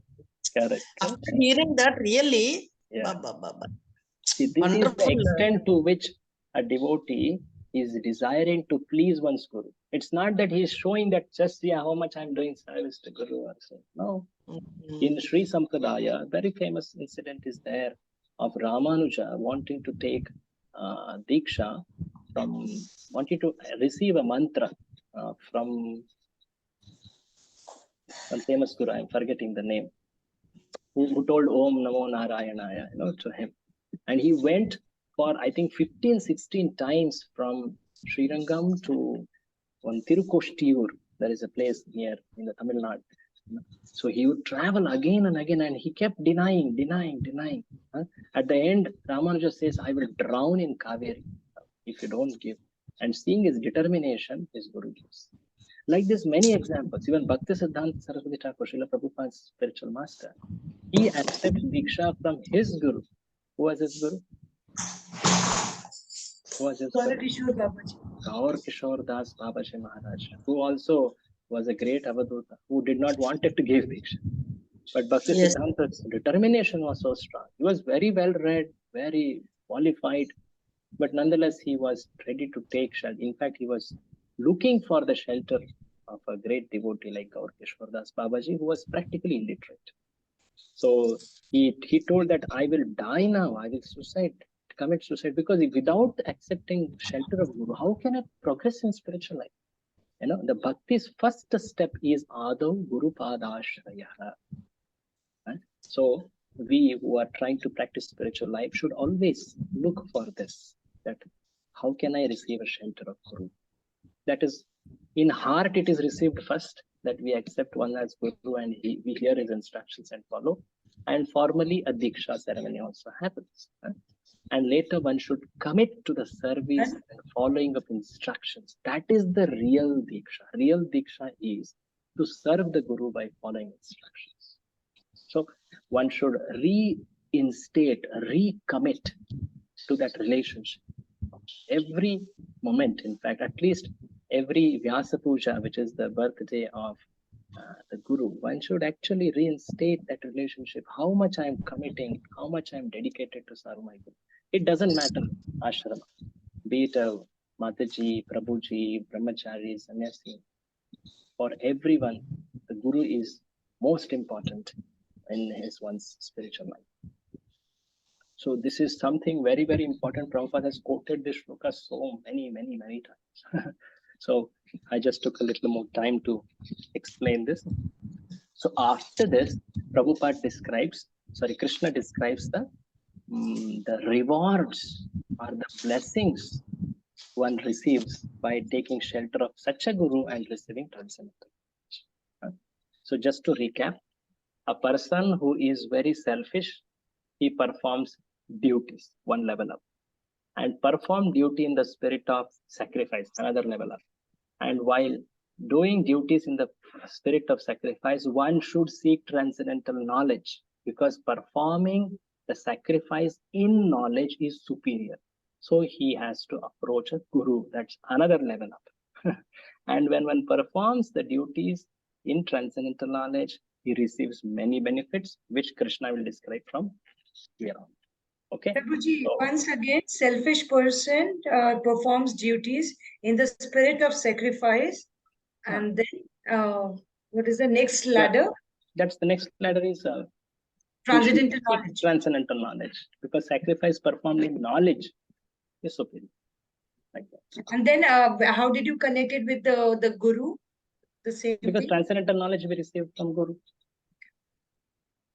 That's why one should follow those methods, three approaches: Pariprashna, Pranipata, and Seva. And when one does sacrifice in that transcendental knowledge, then he receives spiritual benefits. So from 35 onwards, up till the end of this chapter, are the benefits one receives of following transcendental knowledge received from Guru. Okay, so let's follow them. Very nice shlokas are coming here. Yajñātva na punarmoham Punarmoham evam yasyasi pandava Evam yasyasi Pandava yena bhutanya sheshani Yena Bhutani Kleshani Drakṣasyatmanyatho mayi. Dakshasyatmano Mayi. Krishna says, O Pandava, O Arjuna, by receiving transcendental knowledge, by performing actions in transcendental knowledge, one will na punar moham. He will not fall into moha again. He was earlier in a moha. Now he's saying that he will not fall into moha again. That's the first benefit. No falling into illusion, because he has got a knowledge. Then second is yena bhutani asheshani drakshasi atmani. Drakshasi means to see, like the word darshana is there. Drishati, darshana. So that means to see. So drakshasi means to see. To see jivas as mine, atho mayi. This is the another benefit. By getting transcendental knowledge from Guru, the first benefit is one will not fall into illusion or moha. The second benefit is one will see that all the jivas are actually belonging to Supreme Lord.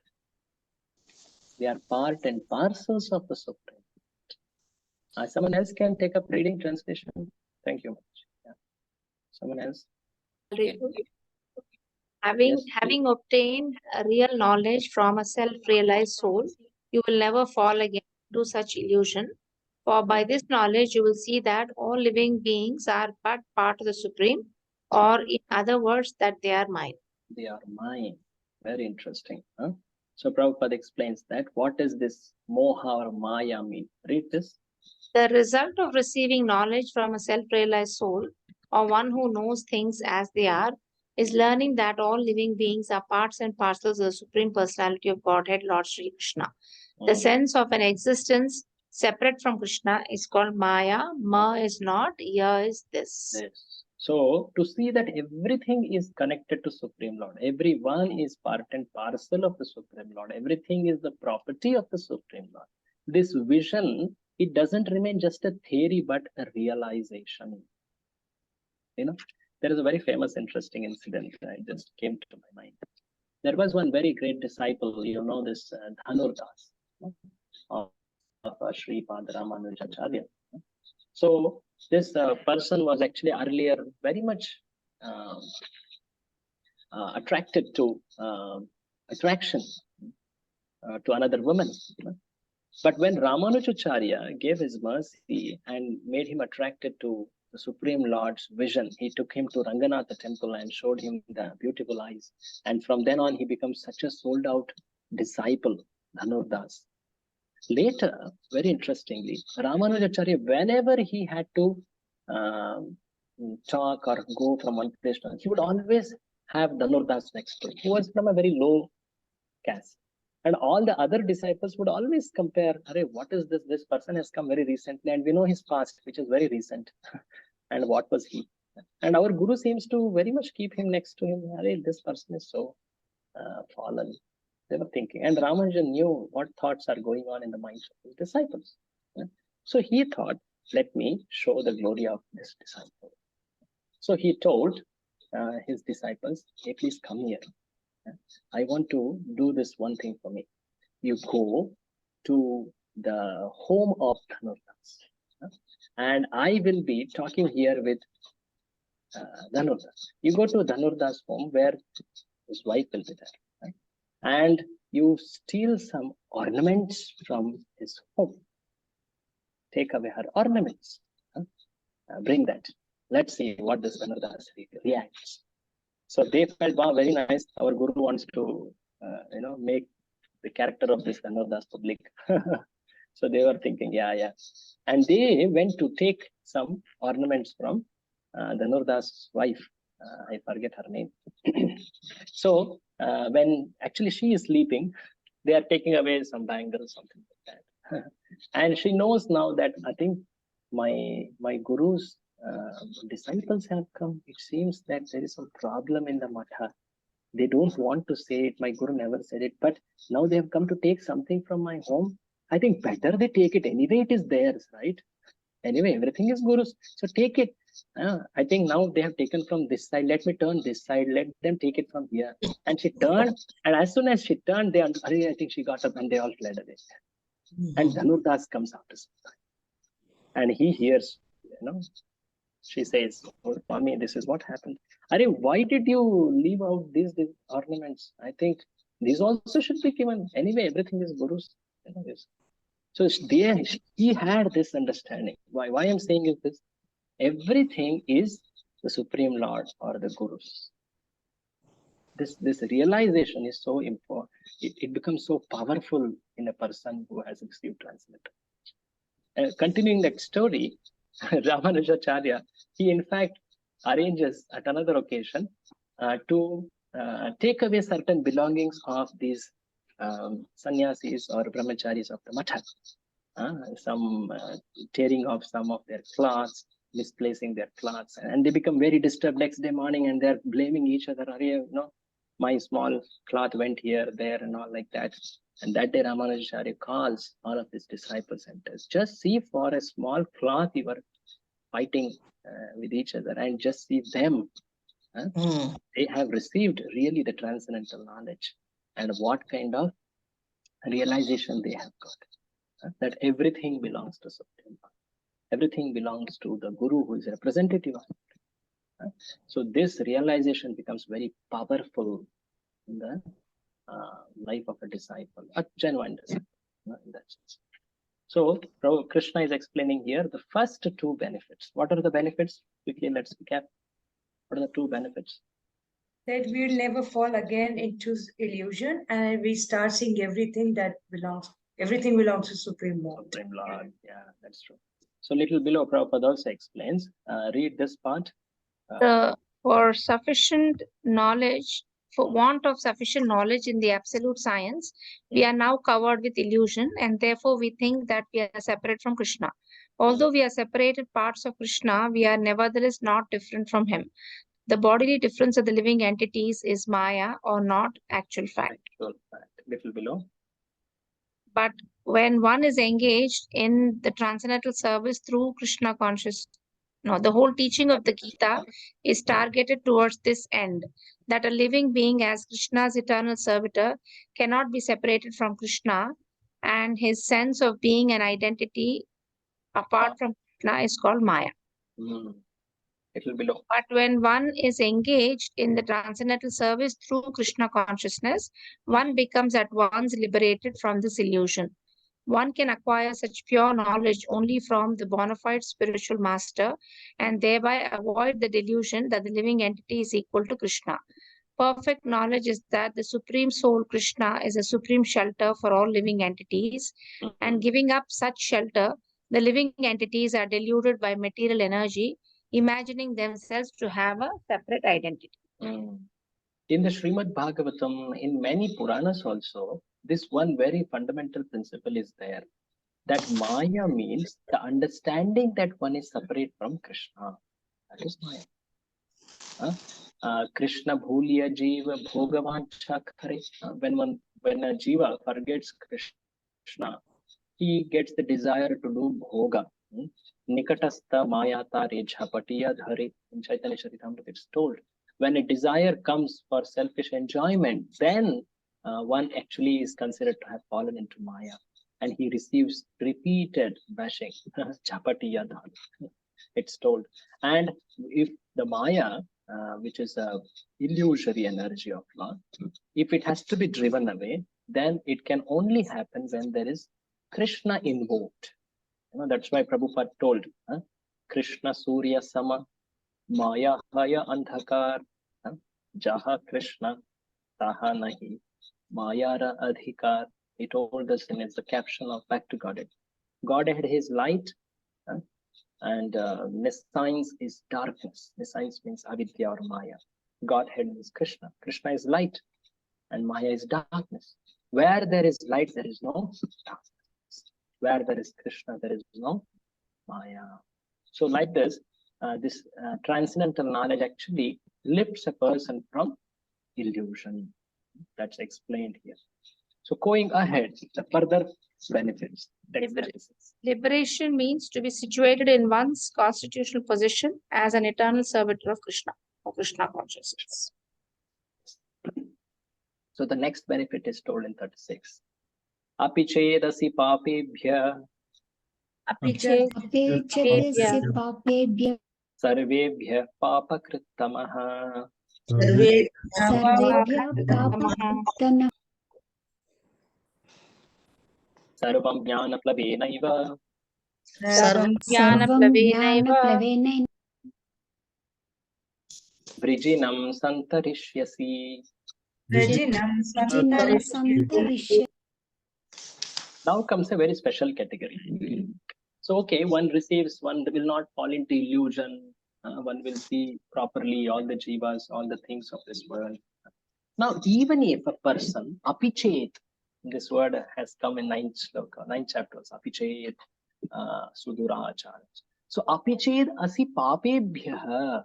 Even if a person who is in transcendental knowledge, he is also committing sin.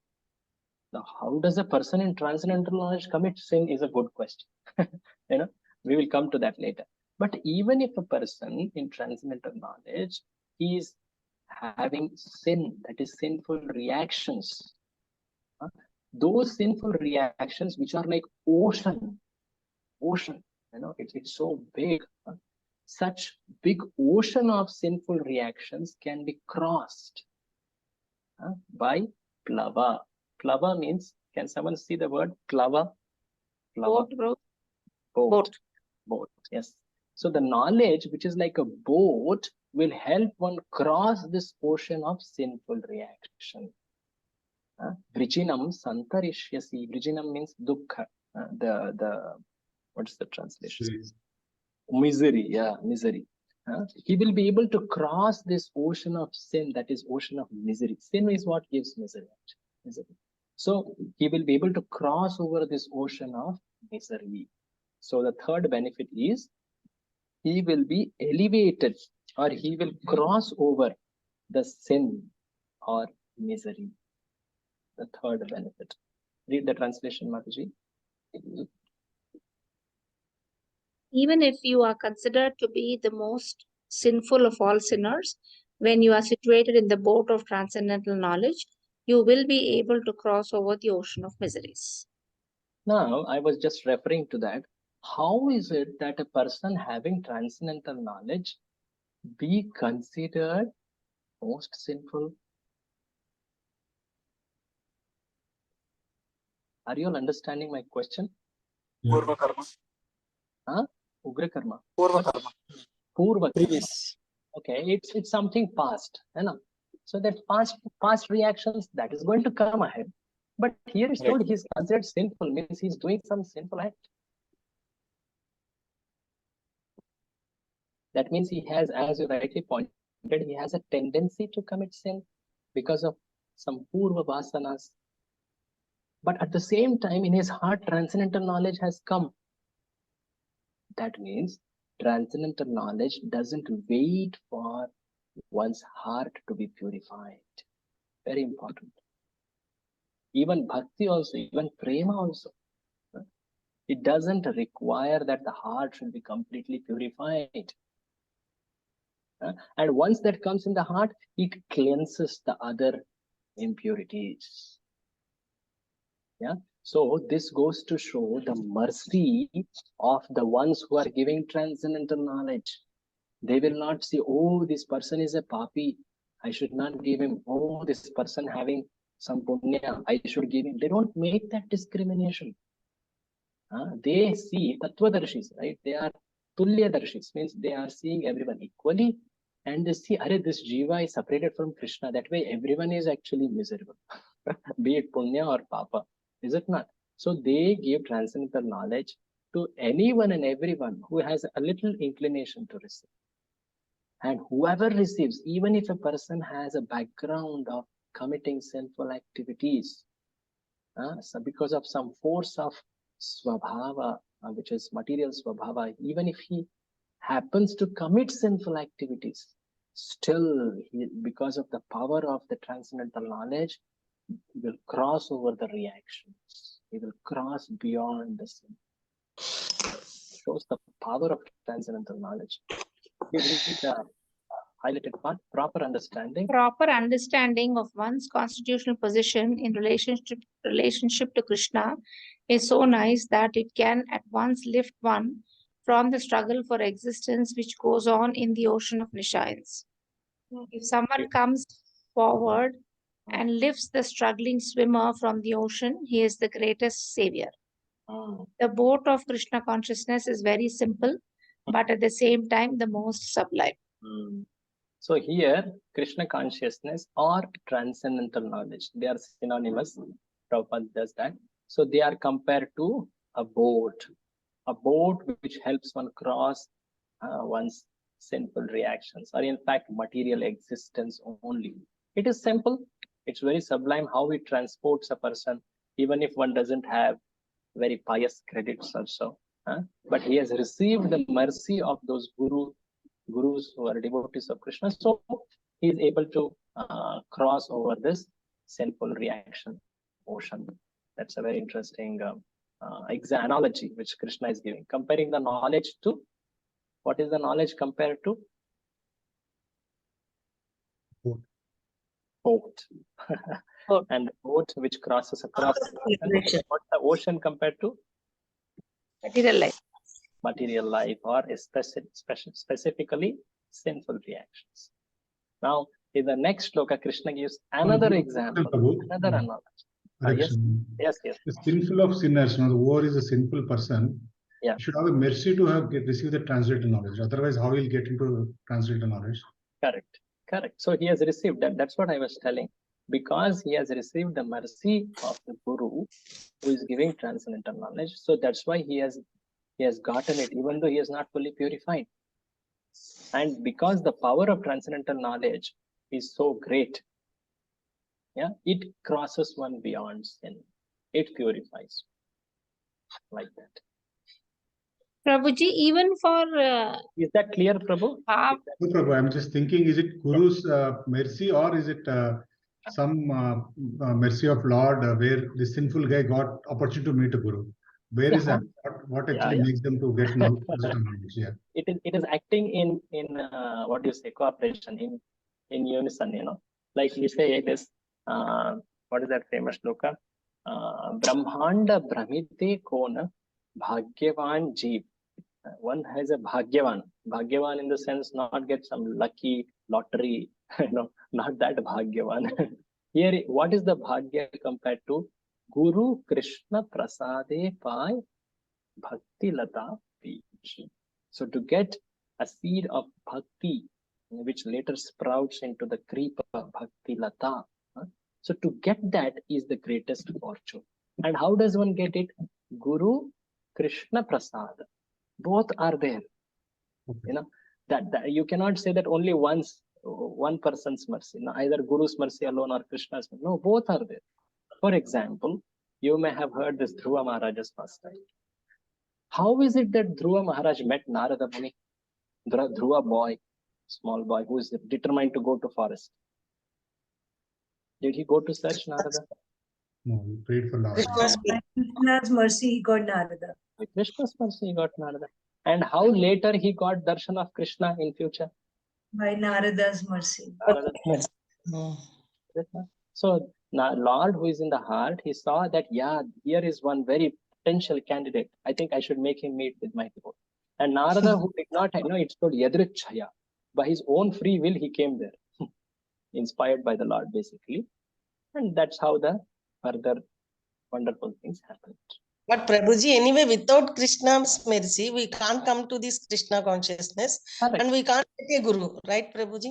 Correct. So there is both. First, Krishna's mercy is there. That's how we meet devotees. And That's then what- by devotees' mercy, we further realize Krishna and we get more Krishna. Like, Prabhuji? Yeah. For the stage of prema, don't we have to be completely free of sins and anarthas? it happens when we attain prema. See, that is true. In a gradual method, there is something called anartha nivritti. Is it not? Shraddha, sadhu sangha, bhajana kriya, anartha nivritti. Then nishtha, ruchi, asakti, bhava, Yes, and prema. bhava, prema. That comes in nectar of devotion. Yeah, that's true. But at the same time, it is not dependent on any material situation. This is also another principle we see. And Rupa Goswami himself says, ahaituki apratihata. Ahaituki means there is no material cause for development of prema. It's only bhakti which further aids bhakti, and it fructifies into prema.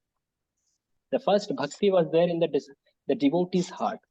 And by that association, he got another person in front got Bhakti Lata Beej. And that Bhakti Lata Beej, it further was watered by Bhakti Kriya, Bhakti Bhajana, and it further went, it developed. And that matured into the fruit of Krishna Prema. So the point is, yeah, by the very growth of Bhakti, very, without effort, the anarthas actually get dissolved. But the most important thing there is prema or bhakti is not dependent on material situation. If there is a mercy, that is a sadhu kripa, it can dawn. And later, very easily, that person will be purified also. That's also another principle. Okay? Thank you. One is a generic, regular progression of the growth. But in case of a kripa siddha, I'm talking about that. It can happen. Thank you. Okay. So, after explaining or comparing the knowledge to the boat, Krishna explains further by comparing knowledge to the fire. Yathai dhamsi samidhognir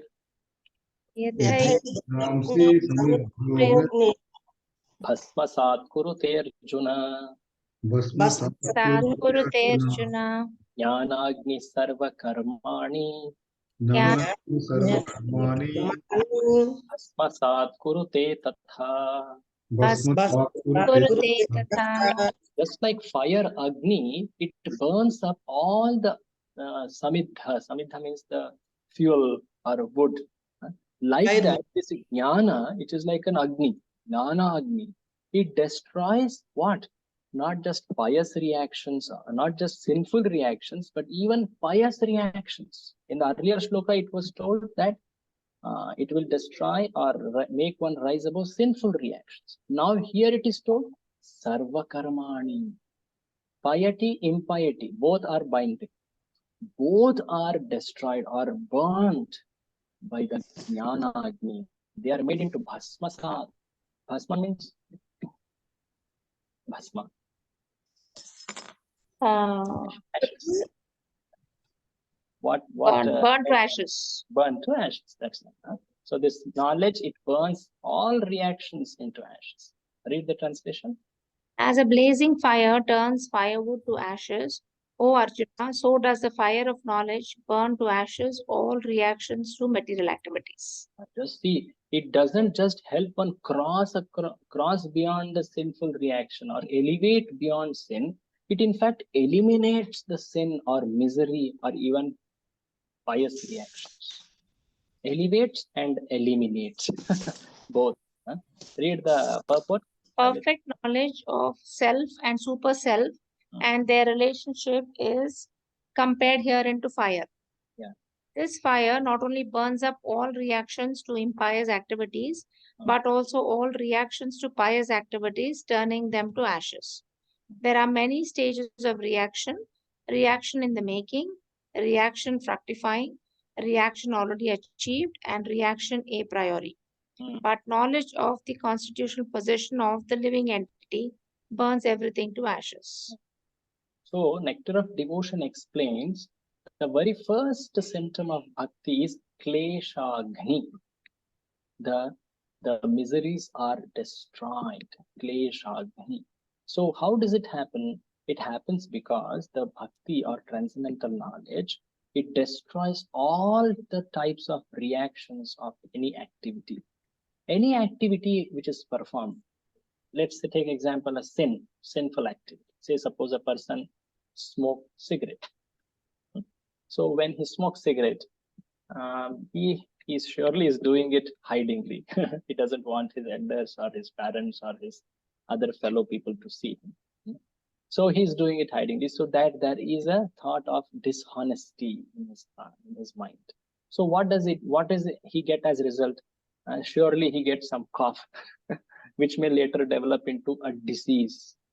So the seed of the sin, that is smoking cigarette, has given the immediate reaction, that is cough.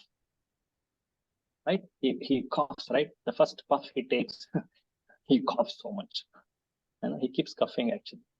But later, he is going to develop a disease. Is it not? Some respiratory disease he's going to get. So that is reaction a priori. That's called a prarabdha. Immediate what he gets is called prarabdha.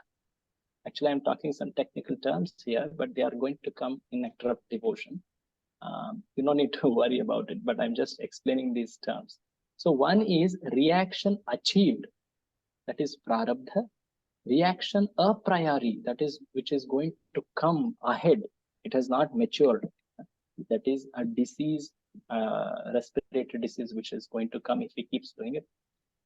And reaction in the making and reaction fructifying. These are the intermediate stages, which are called kutam, bijam. So there are 4 types of reaction for any sin: prarabdha, aprarabdha, kutam, and bijam. So all these reactions are destroyed by transcendental knowledge, devotional service. That is what is explained by Prabhupada. So I'm not going to discuss these 4 things detailedly, because that's a subject for you in the further book. There's an elaborate discussion on it, but it's sufficient to know here that all the types of reactions, be it a sinful mentality, an inclination to do the sin, a reaction which one has already gotten, that is achieved, a reaction which is going to come in future, all those stages of reaction are destroyed by transcendental knowledge. So Prabhupada explains that here.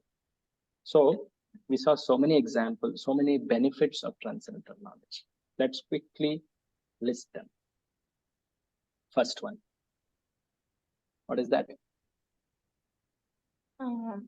It will prevent us from falling into illusion. Yes. Na punarmoham yasti. See, one will not fall into illusion. Second. We'll see Supreme Lord, everybody as a part of Supreme Lord. It bestows a proper vision, pure vision, that everyone is actually part and parcel of God. And the third one, Cross beyond sin. The knowledge is compared over to the ocean of mysteries. ocean of misery. And the fourth one, which is in this shloka, All kind of reactions. all kind of reactions are burnt. Like, whether pious or impious, both reactions, Prabhuji. Both. Yeah, it's proper told here, no? All reactions, also all reactions to pious, impious. So it's explained. So Krishna, after describing the benefits of transcendental knowledge, he glorifies transcendental knowledge in the next shloka. One of the very famous lines, which many schools have their tagline. This comes from this shloka. Nahi jnanena sadrisham Jnane sadrisham pavitram iha vidyate pavitram iha vidyate tatsvayam yoga samsiddha tatsvayam yoga samsiddha kalenatmani vindati. Kalenatmani vindati. The first two lines, have you heard this? Any schools? I've seen many schools having this tagline. Nahi jnanena sadrasham pavitram iha vidyate. Say suppose some Delhi public school or some school tagline. Many schools have it. So nahi jnanena sadrasham pavitram. The knowledge is so pure. In this world, if there is anything pure, that is jnana, Krishna says. This jnana, which jnana? Not material knowledge. This divya jnana, transcendental. And one should actually very patiently apply oneself to follow this knowledge. Then, in due course of time, kalenatmani vindati, he will reap the benefits of that knowledge. One should not become impatient. Oh, I'm just following this knowledge, I'm not getting benefit. No, one should be patient. Kalena, in due course of time. Krishna specially says this so that one doesn't take into immature next step jumping. So, and this knowledge, it actually becomes fructified when one properly follows. There is nothing extraneous needed. Can someone else take up reading? Thank you, Mataji. Someone else? Krishna. Yes, Prabhu. Yeah. Okay, Prabhuji, please. In this world, there is nothing so sublime and pure as transcendental knowledge. Such knowledge is the nature fruit of all mysticism. And one who has become accomplished in the practice of devotional service enjoys this knowledge within himself in due course of time. So, Prabhupada says something very interesting. Read this part, ignorance. Read the highlighted part, Prabhu. Ignorance is the cause of our bondage, and knowledge is the cause of liberation. This knowledge is the nature fruit of devotional service, and when one is situated in transcendental knowledge, he need not search for peace elsewhere. He enjoys peace within himself. In other words, this knowledge and peace in Krishna consciousness. So one who gets this knowledge, he enjoys peace because he has knowledge. He is not be disturbed by things or the events of this world. He enjoys that knowledge. It's a very superior type of enjoyment, spiritual enjoyment. And Krishna further says, who can hold this knowledge? Who can dharana, who can hold it or who can continue practicing this knowledge? Krishna says in 39, Shraddhava labhate jnanam tatpara samyatendriyaha jnanam labdva param shantim Jnanam labdha param shantim Achirenadhigacchati. achirena adhikachati. Krishna says 3 qualities which are required in a person to hold this knowledge, to continue to persevere in this knowledge, transcendental knowledge. What are they? Shraddhaval. He should be faithful. Then tatparaha. He should be dedicated. Tatpar hona chahiye unko. He should be very committed to continue to practice despite distractions, temptations, allurements. He's very faithful. He doesn't change his faith, or he doesn't fall into other paths or something. And he's very committed to follow despite distractions, temptations, all that. And samyatendriyaha, he controls his senses while practicing this knowledge. Very important qualities to reap the benefits of this knowledge. And when one has these qualities and he is practicing, then he attains what is called param shantim. Very interesting. Please note this word because this confuses Arjuna later. Param shantim. He will attain supreme peace. How long it will take for him to attain this peace? Achirena. Achirena means, please check the word meaning. Very soon. Very soon. Now, in the earlier sloka, you saw something, right? Some time measure was there. What was that? Takes time. You have to have patience in the time. In due course was there, right? Yeah. Kalena. Was there. Kalena. And here Krishna is saying Achirena. Is it contradicting? Are you able to see this difference? Earlier he told in due course, it takes time. And here he says, quickly he will attain. Quickly. So why is that so? Is this a difference or contradiction? No. It is faster than we deserve. Actually, it is such a high goal that, we say Krishna consciousness is rewarded. It cannot be achieved. It is blessed. So knowing the rarity, one should be very happy that we have gotten an opportunity to practice devotional service. So it is faster than we deserve, surely. But at the same time, if we are expecting too much benefits, it is longer. It's longer than we expect. So there is a hope given by Krishna. Do not become impatient. Oh, long time doesn't mean that it will take really many lifetimes, Arjuna. It will be faster. He's giving a hope and encouragement here. Read the translation. A faithful man, Prabhu. Hare Krishna, Prabhuji. Yes, Prabhu. A faithful man who is dedicated to transcendental knowledge and who subdues his senses in eligible to achieve such knowledge, and having achieved it, he quickly attains the supreme spiritual peace. So the 3 qualities are faithfulness, tatparaha, that is dedicated, and samyatendriyaha, that is controlling the senses. Very important. So Prabhupada says one is called a faithful man who thinks that acting in Krishna consciousness, he can attain highest perfection. So one's Shraddha is very pure. With that Shraddha, he practices. One may not have very pure state of heart, but at least his Shraddha is pure, which we say Jnana Karmadi Anavritam. So such a person is called faithful man. So man means here both women, all put together. The point is faithfulness. That's the highlight of this particular shloka. Now in the next shloka, Krishna says, what doesn't help a person? In fact, what is unfavorable for practicing this transcendental knowledge? That is told in the next shloka. In fact, this is far important for us. Ajnascha ashraddha dhanascha Ajnanascha shraddhacha dhanascha samshayatma vinashyati Yatma vinashyati.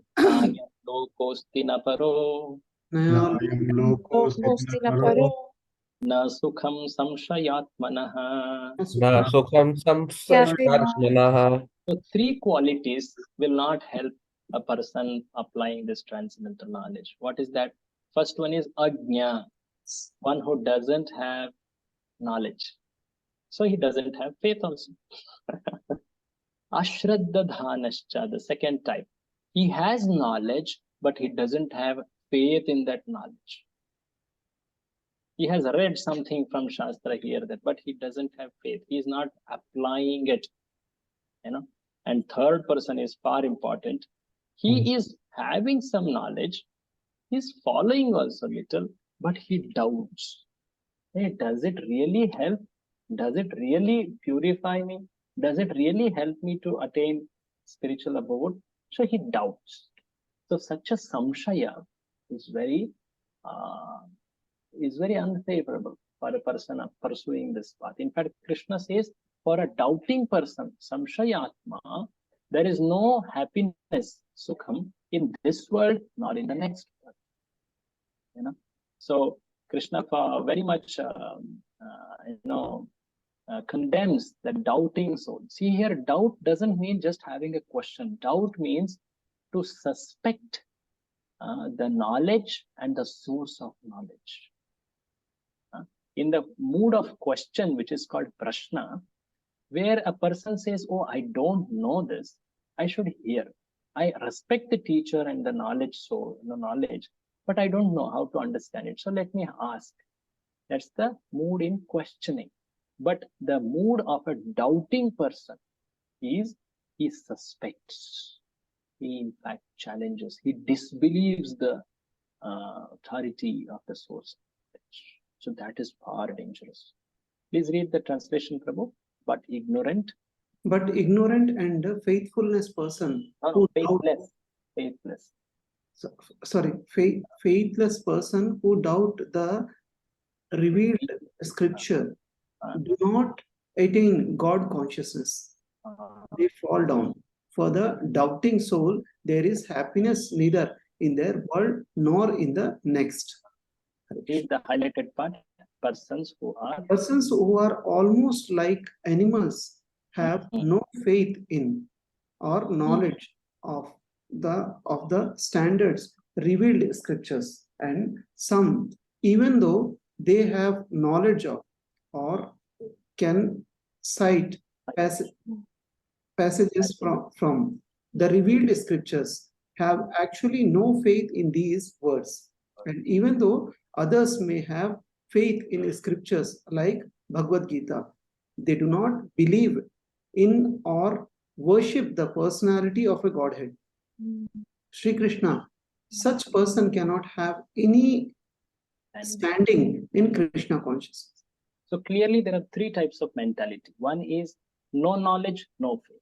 Second is knowledge but no faith. Third is knowledge is there, a little amount of practice is there, but there is a lot of suspect or doubt. So these three are very unfavorable. So Krishna is explaining here. So doubtful persons have no status whatsoever in spiritual emancipation or in spiritual practice. So doubts are a great, suspicion. They are great blockers, in the spiritual path. So Krishna is warning Arjuna, do not doubt. That's why many places Krishna says, do not doubt what I am saying. Of this there is no doubt. Like that, there are many shlokas. So after explaining the transcendental knowledge benefits, what qualifies a person to hold this transcendental knowledge and what is unfavorable for cultivating transcendental knowledge, Krishna kind of summarizes in the next two shlokas. Yoga sanyasta karmanam. Yoga sanyasta karmanam. Jnana sanchinna samshayam. Atmavantam na karmani. Nibaddhanti dhananjaya. So in this shloka, there is a clue for how to rise above such suspicion or doubt. What is that? Yoga sanyasta karmanam. Engage, perform one's duty, which is called yoga, but renounce the spirit of enjoyment or attachment to reaction, sanyasta karmanam. And with the help of knowledge, jnana, sanchinna samshayam, destroy the doubt. Destroy the doubt with the help of knowledge. Krishna says here. And such a person who follows, he will develop atmavantam, he will develop self-knowledge, self-realization, and he will be freed. Nibhadnanti dhanaj. He will be freed from karmic bondage. Read the translation, Prabhu. One who acts. One who acts in devotional service, renouncing the fruits of his action, and whose doubt have been destroyed by transcendental knowledge, is situated factually in the self. Thus, he is not bound by the reactions of work, conqueror of riches. O Dhananjaya. So like this, Krishna explained. And lastly, he doesn't forget the purpose of explaining this karma yoga or divya jnana yoga. At the end, he calls for action. What is the action? Using this knowledge, equipping yourself with the knowledge which is compared to a sword, jnana, see. Get up and fight, O Arjuna. That's the last verse. We will end with this verse. Tasmad ajnana sambhutam. Tasmat Pragyana Sambhutam. Tatstam jnanasi natmanaha. Jnanasita. Chitvainam samshayam yogam. Chitvai Atishtottishta bharata. Tasmad, therefore, O Arjuna, ajnana sambhutam, whatever is arisen because of ignorance, with the help of jnana, see the sword of knowledge, the weapon of knowledge, you chitva. Chitva means what? Please check. Chitva. Cutting off. So you cut off this ajnana sambhutam samshayam, the ignorance, the doubt. You cut off, you destroy, and get up. Atishta, uttishta, get up, hold this weapon and fight, O Arjuna. O Bharata. Can someone else take up the reading, this translation? Last. It's a very important purport. Read the last translation, someone. I'll read, Prabhuji. Yeah. Therefore, the doubts which have arisen in your heart out of ignorance should be slashed by the weapon of knowledge. Armed with yoga, O Bharata, stand and fight. Stand and fight. So this last purport, as we have always seen, the last purport of the chapter practically summarizes the entire chapter. That's why it's very important to read the last purport, in fact, in entirety, very carefully. So Prabhupada explains the whole summary of 4th chapter in this purport.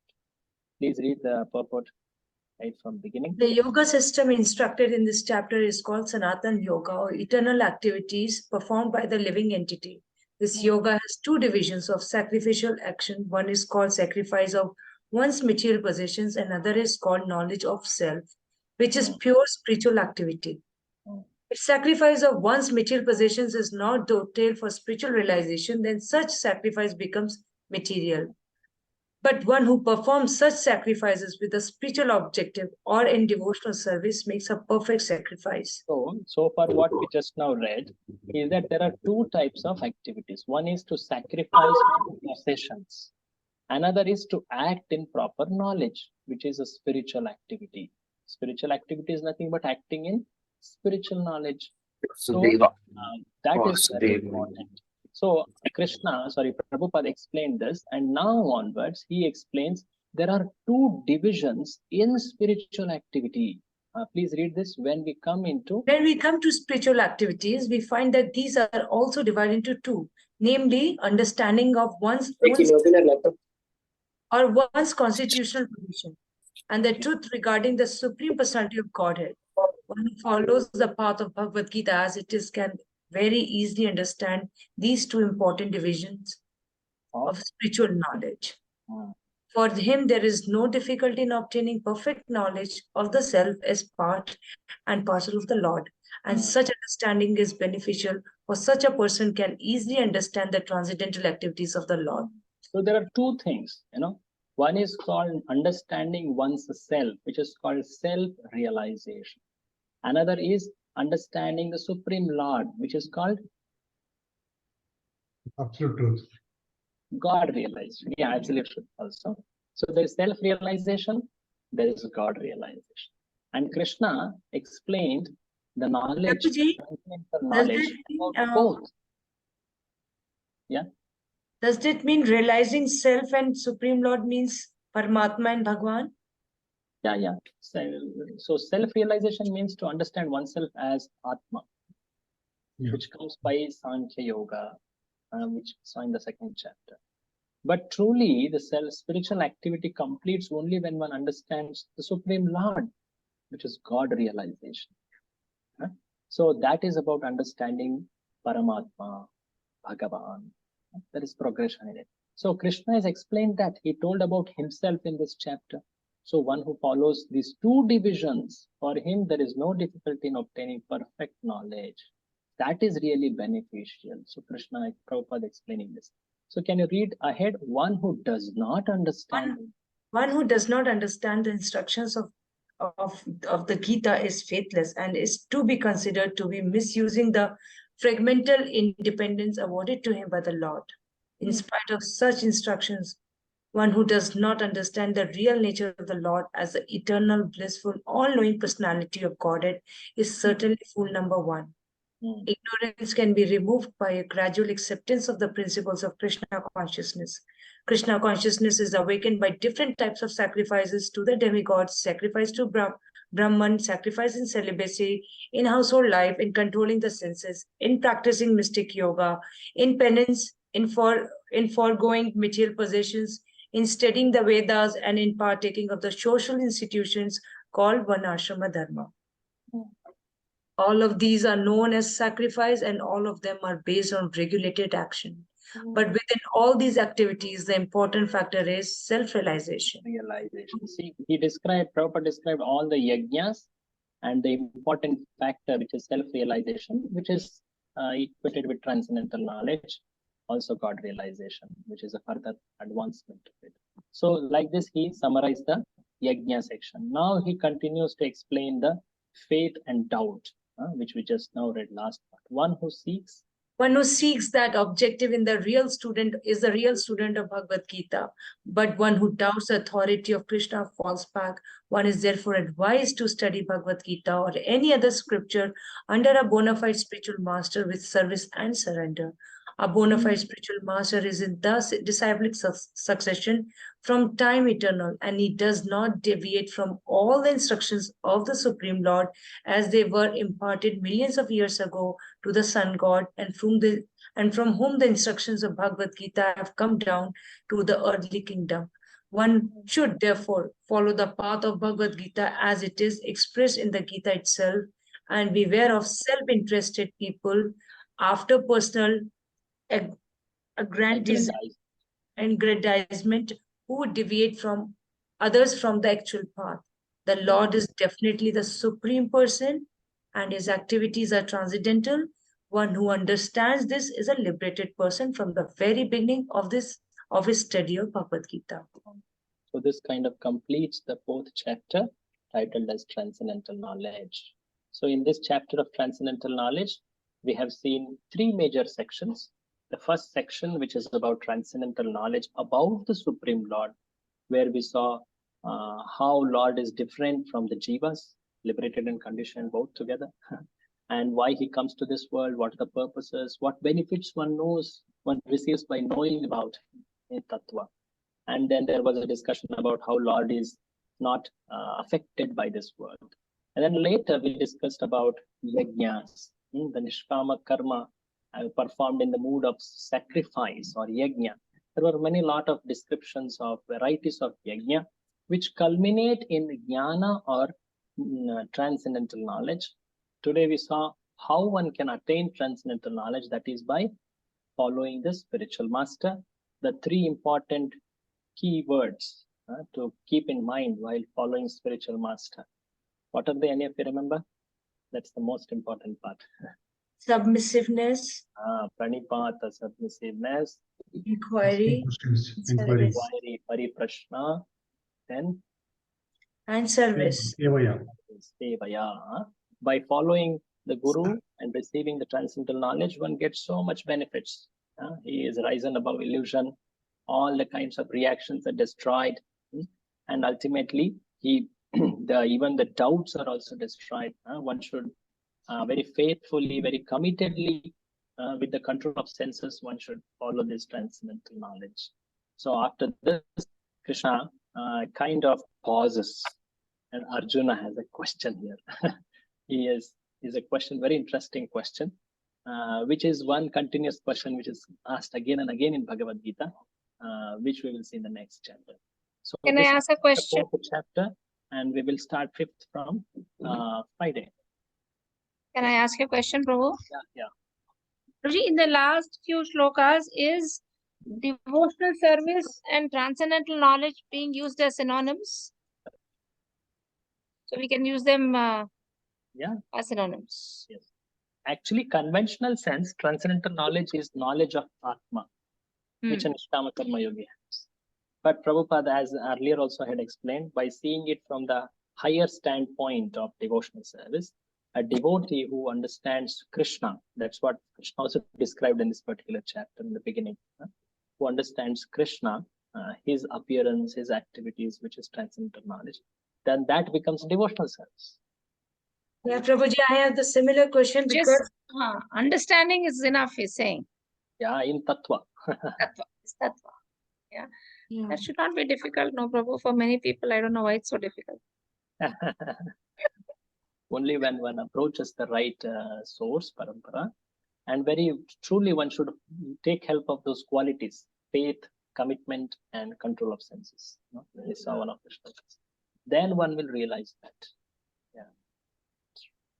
Thank you. Yes, Prabhuji, I have the similar question that you said all kinds of reactions are destroyed by knowledge, transcendental knowledge, which is a feature of Bhakti Yoga as well. Correct. Right, Prabhuji? So, because they can be like Bhakti Yoga can be used as transcendental knowledge, or transcendental knowledge can be used Bhakti Yoga. Yes, that's true. That's why in the very beginning, as I mentioned, 4th chapter beginning tells about Krishna Tattva, which is Bhakti. Prabhupada has given a very practical explanation, which is very helpful. Instead of falling into conventional and very technical understanding, let's go with what helps us. Okay, thank you. We end it here. We will meet Friday again evening, and we will try to start this chapter. What about the shloka test, Prabhuji? We have. Srila Prabhupada. Thank you. Thank you, Prabhuji. Thank you. Those who have who are not part of today's shloka test can log off, and those who are, please stay behind. I have to check the list. Hare Krishna. Hare Krishna, Prabhu. I will give you the list. Yes, that's Prabhu. Thank you. So it is 6 devotees today. Surbhi Mataji, Surbhi Agarwal Mataji, Raja Ramesh Prabhu, Ram Reddy Prabhu, Surendra Prabhu, Varun Dikshit Prabhu, and Chandramouli Prabhu. So rest all can log off. Yeah.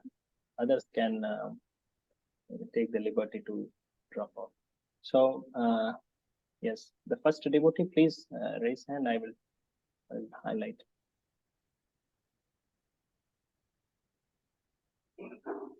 Hare Krishna. Who is it? I'm Prabhuji. Surbhi Agarwal. Yeah, please go. I think Ram Reddy is also raised. Okay, who are ready fast, please. Yes, Mataji, start. Should I start, Prabhuji? Yeah, please start. Okay, Prabhuji. The first shloka is Karyapanya doshopuhata svabhava prashyami tvam dharma sammoda cheta yashreyasya nishchitam bruhi tanme shishyaste aham shadimam tvam prapannam. Now the meaning, Prabhuji. Now I am confused about my duty and I have lost all my composure. In this situation, I ask you for certain that in this situation, in this condition, I ask you for certain, what is best for me, please tell me. And now I'm your disciple and a surrendered soul unto you. Please instruct me.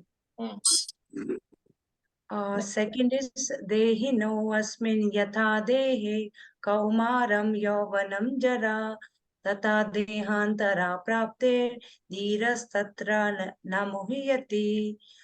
So as the embodied soul transfer from one body to another, in this body transfer from boyhood to